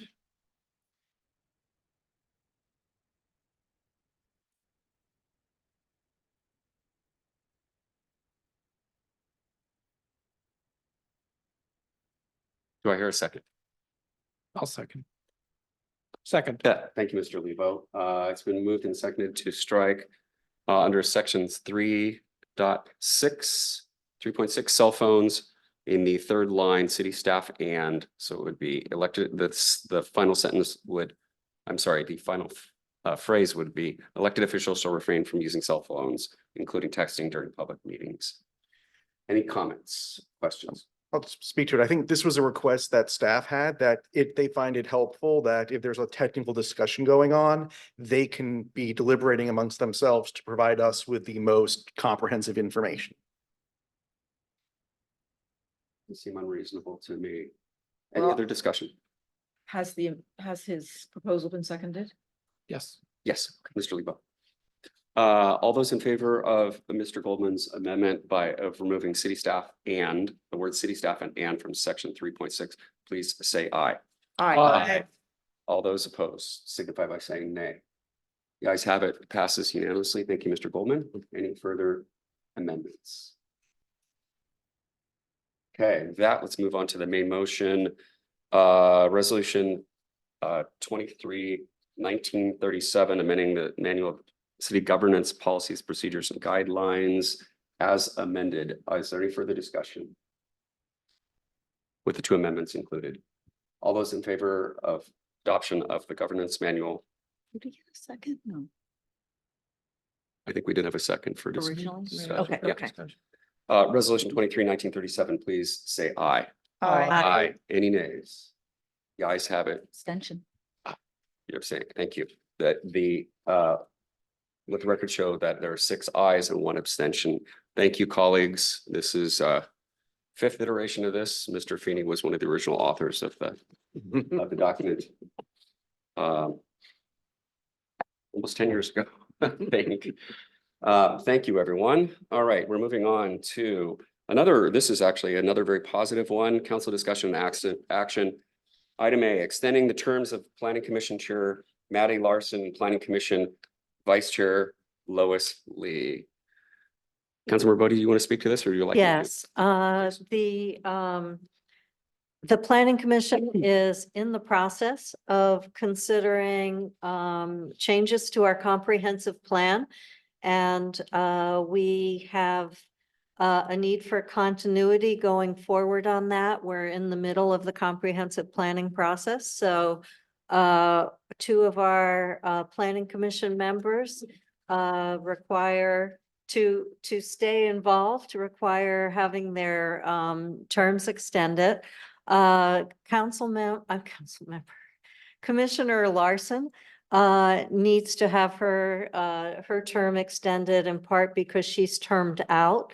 But the council can simply extend her term as we've checked with our city attorney. And Councilmember Lois, Commissioner, I am so sorry. Commissioner Lois Lee can just have her term extended in the normal course of business. Both have provided excellent contributions as volunteers to our community, and their expertise on the Planning Commission will really help us wrap up the comprehensive plan. And both have indicated that they will serve the additional extended term. Thank you. We're lucky. We are very fortunate. I reached out to both of these candidates or commissioners, I should say. So, I know. That's what and they were very gracious enough to reply very quickly to say that they would be honored to serve and continue carrying us through because of the important work ahead. And I believe wholeheartedly the institutional memory is essential. Some of you may remember that we extended the terms of several folks on the Planning Commission when we were going through the town center planning process. And that was absolutely critical to the success of that code. Mr. Furtani. Thank you, Deputy Mayor, and really wanted to acknowledge the work that both Chair Maddy Larson and Vice Chair Lois Lee have done for the Planning Commission. And you're right, the loss of the institutional memory would be terrible. I also want to point out that we have a choice, apparently, according to the staff recommendations, that Maddy Larson's term on the Planning Commission to expire in either August 28th, 2025, or alternatively February 28th, 2026. Is there a preference? I believe those are for the 2 different individuals, if I'm reading that correctly. No. It's No. For Councilmember Chair Larson. I would propose the longer time because she can always step down and say she's had enough of it. So I do think it's the safer, more conservative course of action. Colleagues, what's your pleasure? I concur. Okay. Okay. So, would you like to? yeah, I'll move to extend the terms of Planning Commission Chair Maddy Larson her term to end on February 28th, 2026, and Planning Commission Vice Chair Lois Lee's term to expire on February 28th, 2026. Second. Been moved and seconded to extend the terms of Chair Larson and Vice Chair Lee to both to February 28th, 2026. Is there any discussion? Councilmember Riddle. No, I was thinking 3-touch rule, but this is, this is like an appointment, so we don't need it. Sorry, just running the numbers in my head. All those in favor, please signify by saying aye. Aye. Are there any nays? That passes unanimously. Many thanks to our friends on the Planning Commission. Those 2 folks do outstanding work. They all do, and their leadership is essential moving forward. Thank you, colleagues. Is there any other business? Yes, Mr. Lebo. Yeah, I was very pleased to see the presentation from the Transpo Group today. And we've had many conversations about safe speeds in Lake Forest Park. And the two largest roads or arterials in Lake Forest Park are SR 104 and SR 522. Recognizing though that they are have jurisdiction by the Washington State Department of Transportation. And I think it's beneficial for us to be proactive in our discussions with the DOT. So with that, I think there's value in having Transpo Group, who's been doing the work for us with regard to our other streets, to take an opportunity to ask, I would like to move to ask the city administration to put together a timeline and a cost to engage Transpo to do a study similar in the nature that they've already been doing for our other roads in Lake Forest Park, and come back to the city council within 60 days to say what would it take and cost to do that similar study for SR 104 and SR 522 to help us in our discussions with the Department of Transportation. Thank you, Mr. Lebo. I would second that motion. It's been moved and seconded to direct the administration to within 60 days, come up with a timeline and cost estimates for speed studies of SR 104 and 522. Close enough. Thank you. We can work on that. Councilmember Furtani. And I appreciate Councilmember Lebo's motion. I'm just wondering, do we have a timeline on the timeline? When do we want it by? Oh, for them? Yes. I think that would be part of the engagement. That the city would come back and say, this is part of the timeline. This is how long we would think it would take, and this is what it would cost if the council wished to proceed. Right, but what I meant was the timeline and the proposed cost. Do we want to put a deadline on it about when we want to see that, or Within 60 days. within 60 days? Yeah. Thank you. I'm sorry, I missed it. Any further discussion? All those in favor of Mr. Lebo's motion, please say aye. Aye. Aye. Any nays? The ayes have it. Abstention. I understand. Okay. Let the record show 6 ayes and 1 abstention. Thank you, Mr. Lebo. That's very important work. Okay, moving on here. Council committee reports. I don't believe we've had any committee meetings. We have not, so we will move on to where am I? Member reports. Council member reports. There we go. Yes, Vice Chair Kassover. And then Yes, Councilmember thank you. I have in fact attended my last couple of meetings. And Councilmember Goldman and I were both at the Seashore meeting. Whenever that was, a week or two ago.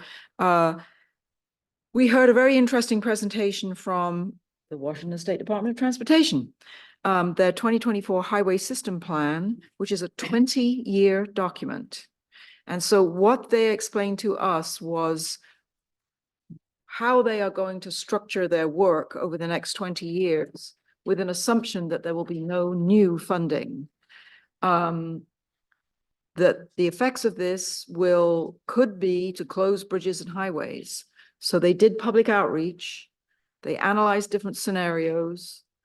What they found that the public wants is that all roads should remain functional rather than closing any, and that they're okay with the roads not being like new. So I just really want you all to be aware that that is the kind of budget constraints that face the Washington State Department of Transportation. It was actually fairly sort of shocking presentation in my mind. The one thing that I questioned them about was that I heard very little in this presentation really about public safety, about pedestrian and bike safety. And when I questioned them about this, I got a rather puzzling response, which what they said was that this is about infrastructure, and infrastructure doesn't have anything to do with pedestrian safety.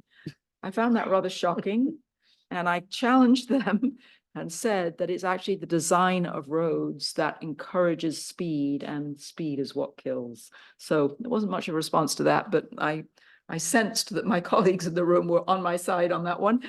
But yes, I think being an outgoing person gives you a little extra oomph to say some of these things. License. Thank you, a little extra license. And I took it on that score. Anything else to add on that, Larry, that you, On that particular issue or on? or Seashore? just no, on the WashDOT, because then I want to move on to PSRC and you may. Nothing else on there. Okay. So then we had a presentation from PSRC because it's the time again for their round of selecting projects to put forward for federal funding. So the calls will come in early February. Projects will be selected in July. There are two levels to the competition. One is to PSRC itself, and the other is to King County. Both of them receive some of these federal dollars. And the kinds of things they're looking for are road preservation, pedestrian bike. There's going to be set asides for pedestrian bike infrastructure. There is going to be set asides for things that are around safety, climate, equity. And what will happen is that there will be the eligible applications, will be 3 from Seattle and 2 from Lake Forest Park and Shoreline that will be eligible for funding. So Shoreline will have to Seashore will have to identify projects and then send them forward to PSRC, and then there's yet another competition, you know, so it's not like it's you're in if you get selected by Seashore. So I just, again, and because I've said this before, I think that we need to find projects to send to these competitions.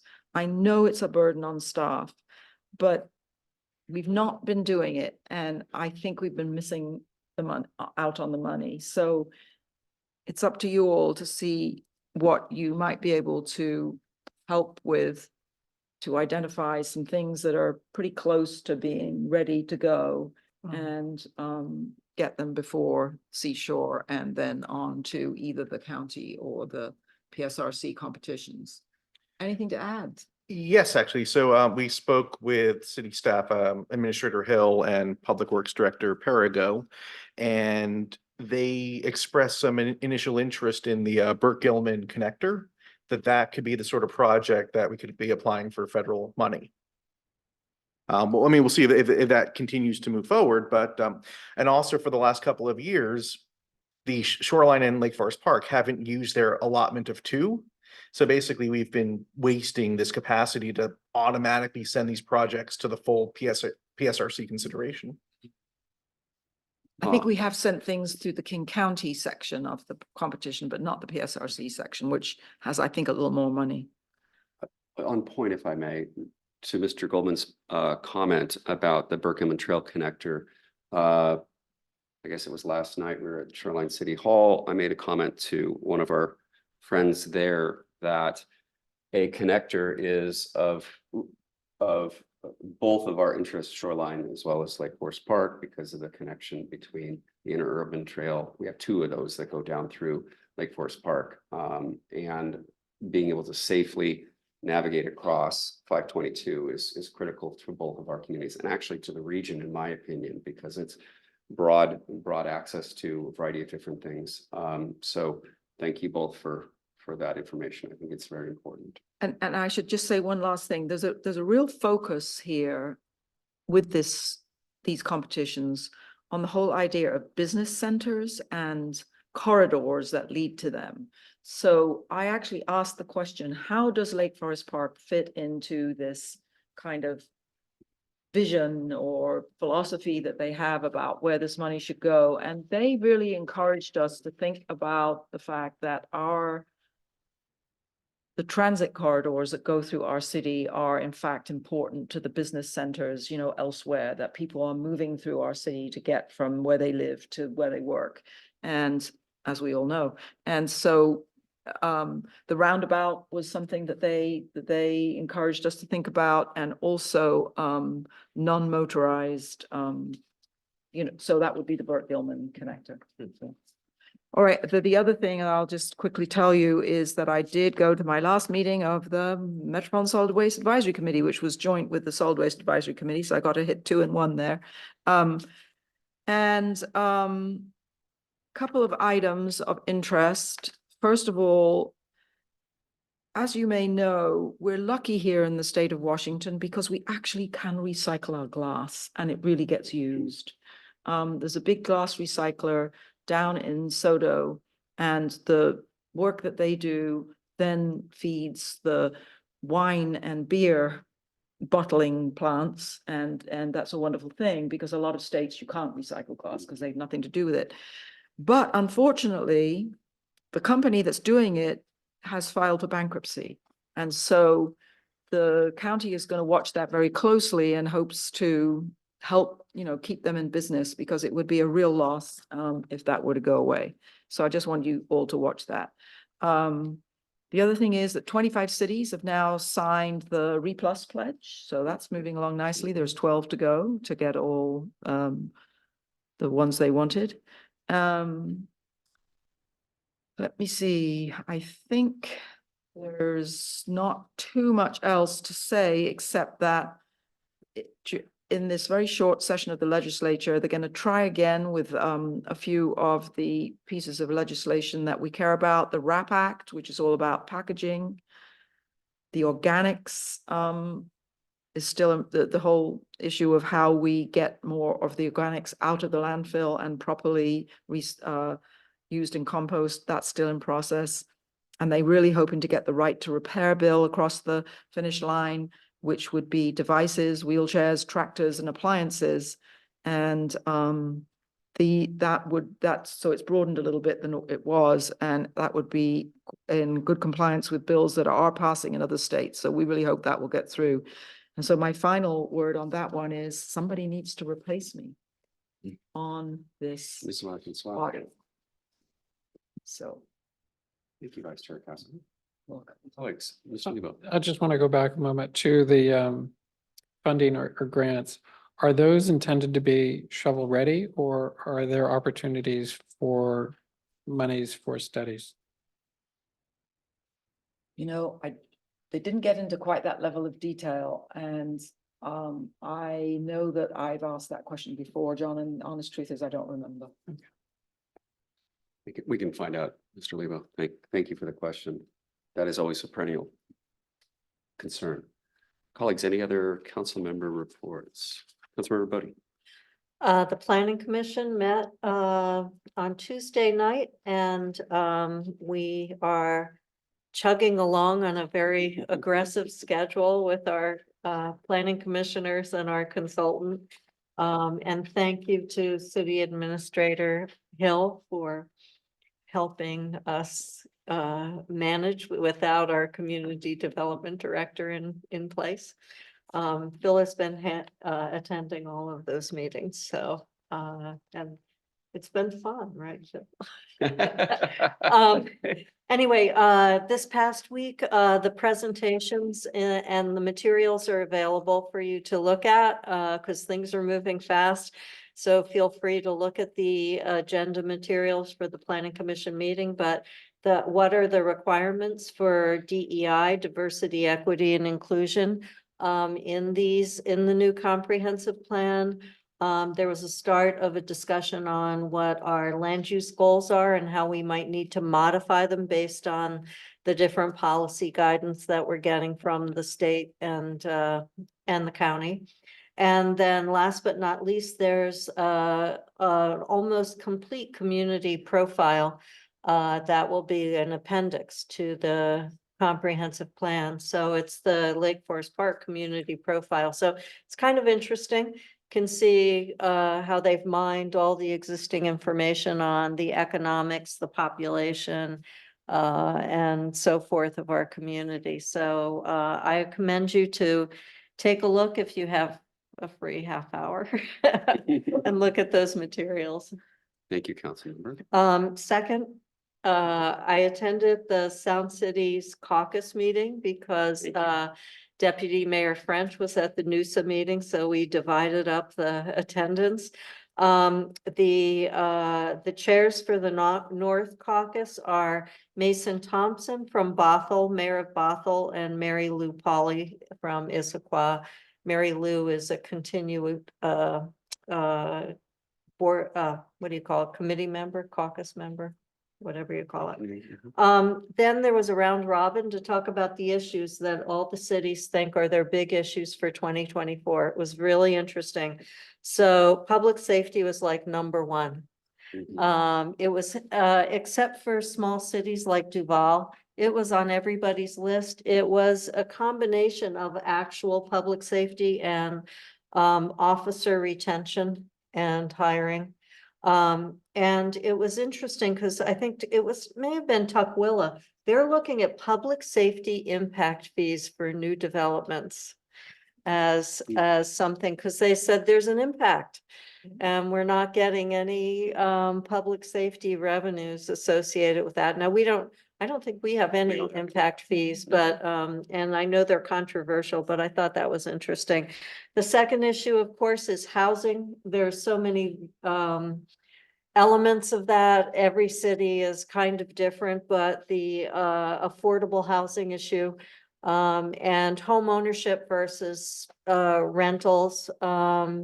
That was just a lengthy discussion with a lot of different kinds of housing issues that the different cities face. The larger cities, the richer cities, the smaller cities, the poorer cities, it's all different. But I will say that one of the small affluent communities on the east side of the lake said, wow, we didn't have a tree ordinance, and all of a sudden we have developers coming in wanting to put multiple properties on what were used to be single family lots, and they want to like grade and clear the entire site because they have no tree ordinance. So that was interesting. Other issues that came up were the problem with revenues for cities like ours. And addressing climate change. And Kirkland, by the way, brought up the fact that they're likely to be the new transfer station location. Did you probably knew that, Phillipa? Maybe I had heard it, but it didn't resonate. So they're trying to work on what do they want in connection with that for mitigation and so forth. And then Kenmore had a long presentation.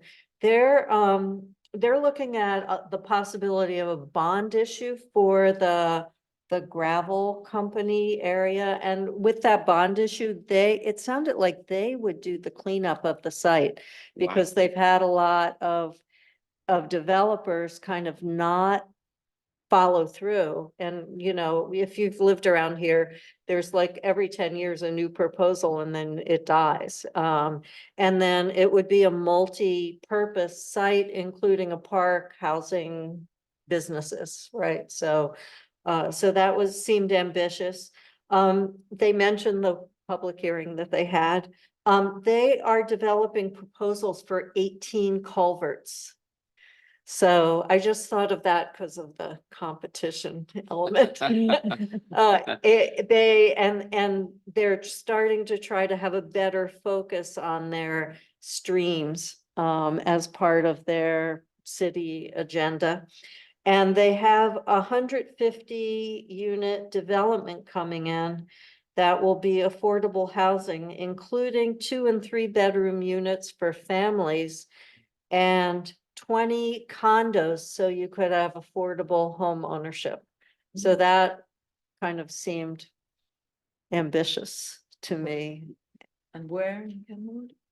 Right in a central location, but I didn't know in particular. I didn't get the address, but it seemed, you know, that's not the same as the project that didn't get approval. This is a completely different project. So they didn't go into the details of how that was funded or anything like that. Anyway, very interesting, very good attendance at that. And thank you, Tom, for encouraging me to go to that. Thank you for attending, Yeah. Councilmember. Really appreciate that. That's it for me. Yeah, Councilmember Furtani. Thanks, and I will let the deputy mayor talk about the NUSA meeting, but I have a Oh. couple of comments. Please go right ahead. Oh, I'm okay. gonna have I'm plenty. All right, well, I have two comments. One of them is, they're both based off of stuff that happened, I guess, at Sound Cities. One of them is that at the K4C Outreach Committee, they were talking about the RAP Act. And most of you know that that's the one that's kind of mired in our legislature right now. And it's been broken up apparently into two bills. One of them is the Extended Producer Responsibility Bill that shunts the costs of disposal to the, or at least the responsibility of disposal to the producer. And the other one is a bottle bill, where literally it's like the Oregon thing where you get a dime back every time you turn in a can or a bottle. And guess which one's the more controversial one? You're wrong. It is the bottle bill part. That's why they broke up the bill. Apparently the EPR, the Extended Producer Responsibility Bill, the manufacturers are okay with. So it's that was interesting insight there. Yeah. And the second point was I was able to go to the meeting with the first legislative district representatives and at the Kenmore Public Library. And one of the pretty predictable things was, what are, when somebody asked, what are you going to be working on this session? They said housing, healthcare, education, public safety, and transport. So, yeah, so that's the answer that I kind of expected. But then our representative Doer said there are no new projects that are going to be funded by the states this year. And that means that fish culverts are going to be a big problem. And so Kenmore may be coming up with this plan, but the funding is not going to be coming from the state. And the reason is surely because of rising costs. In fact, they are using the money that they would have used this year to backfill in the funding for the projects that were approved last year. Aren't they under court order to get They that are. done? Yes. They don't care? They don't care.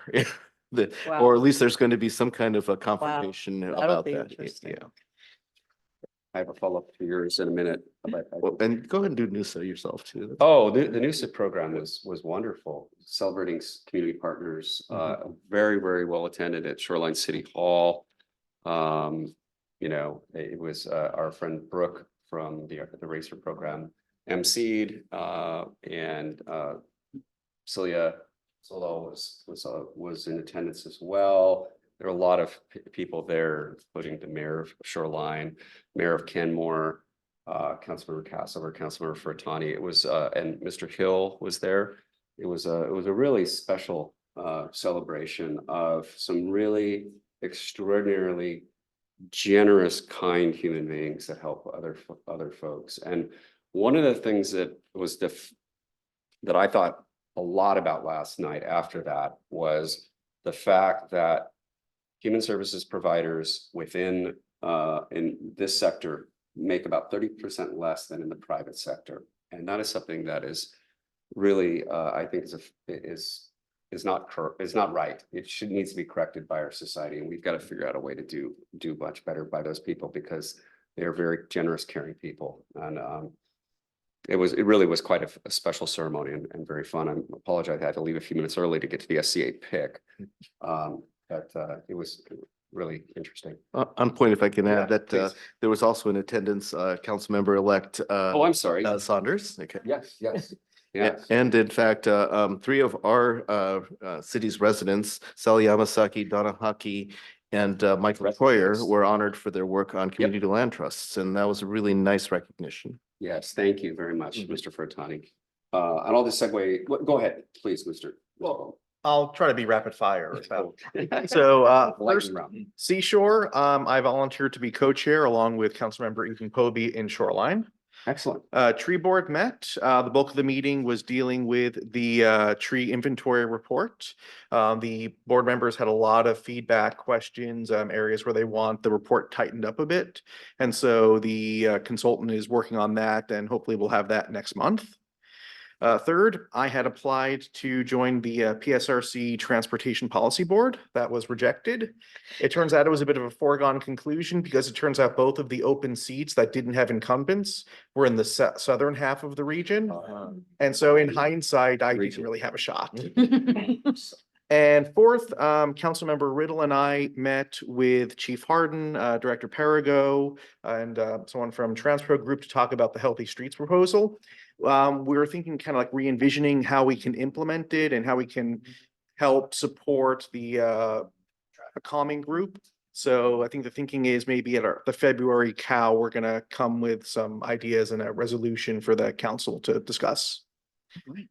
So I think that's it. Rapid fire, it's late.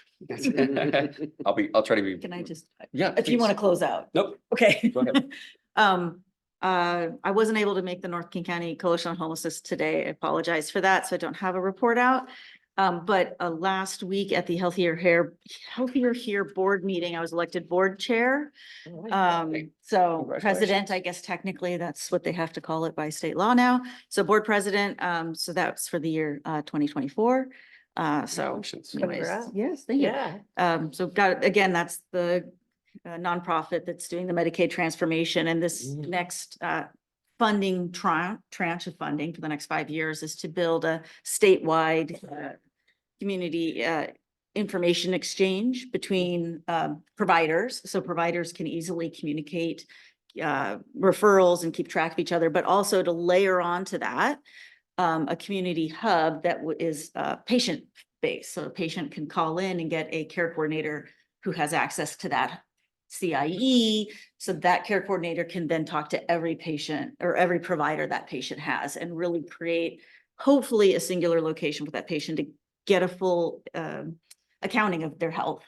And so anyways, that's every ACH, the 9 of them across the state are working towards that goal.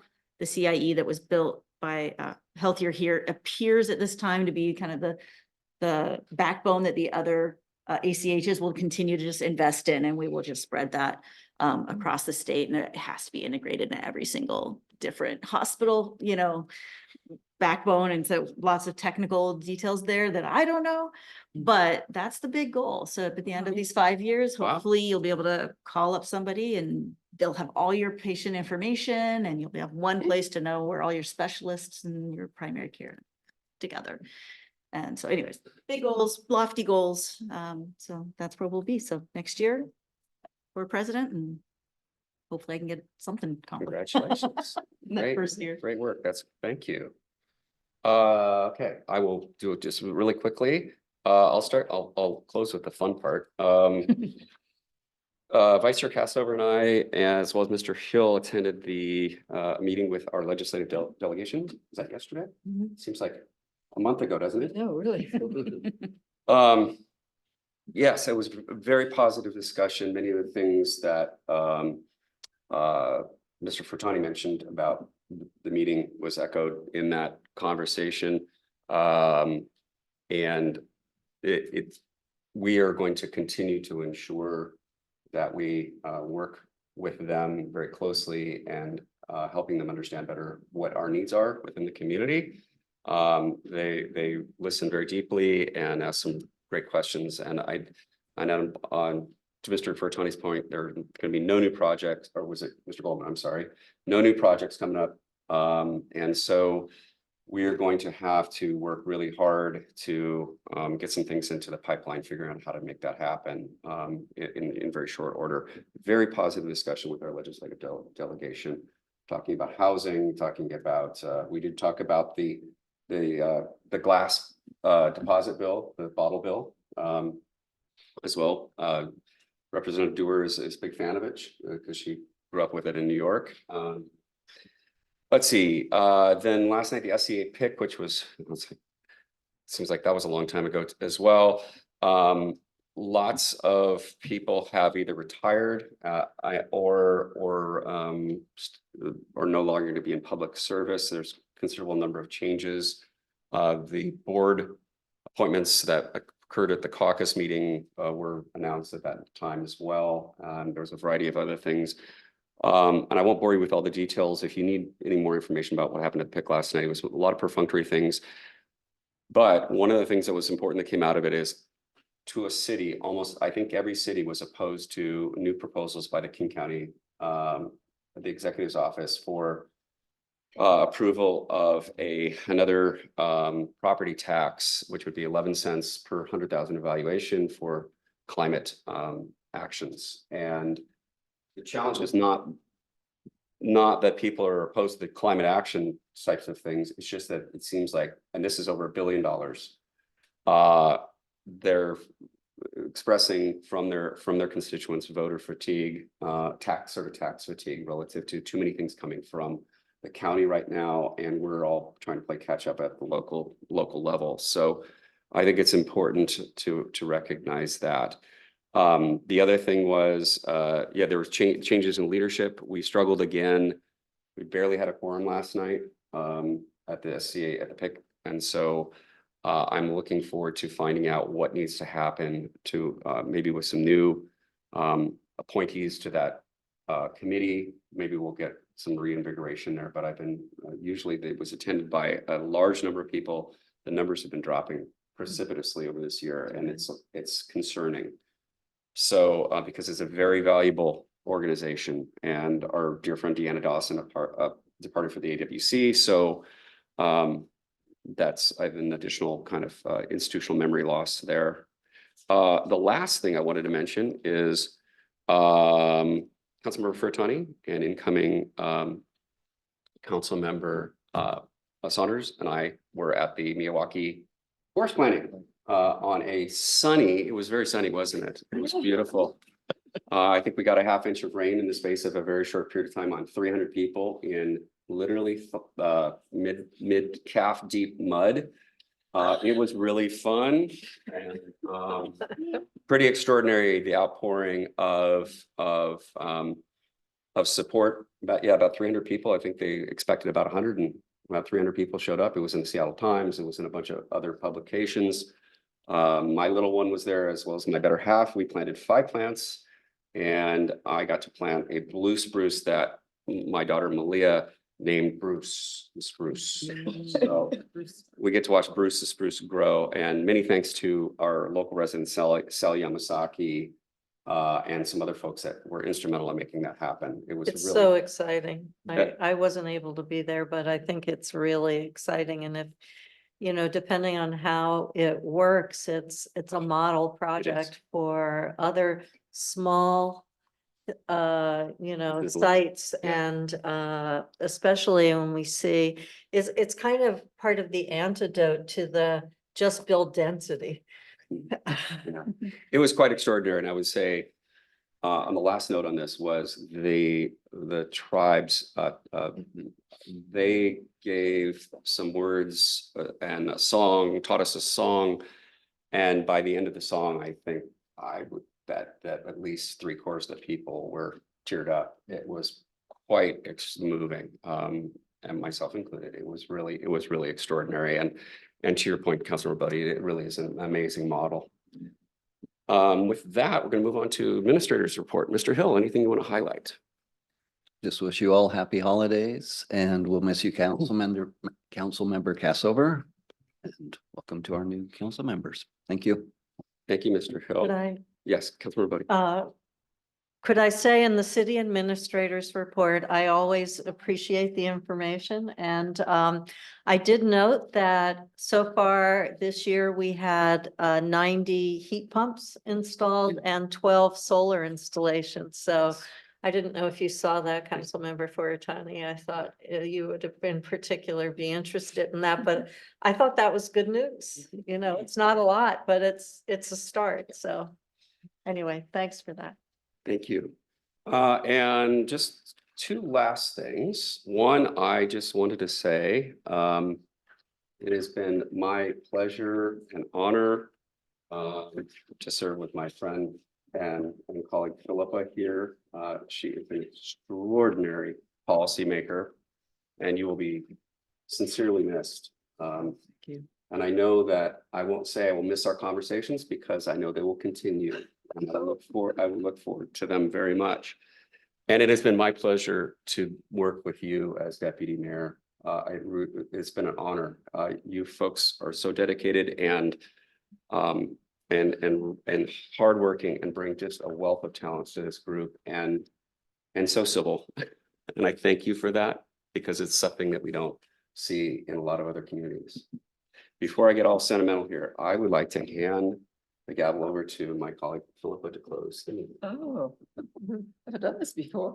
Well, I'll just thank you, Tom, for your kind words, and And to my colleagues here, you know, I will miss you, but we're in the community together, so I'll see you.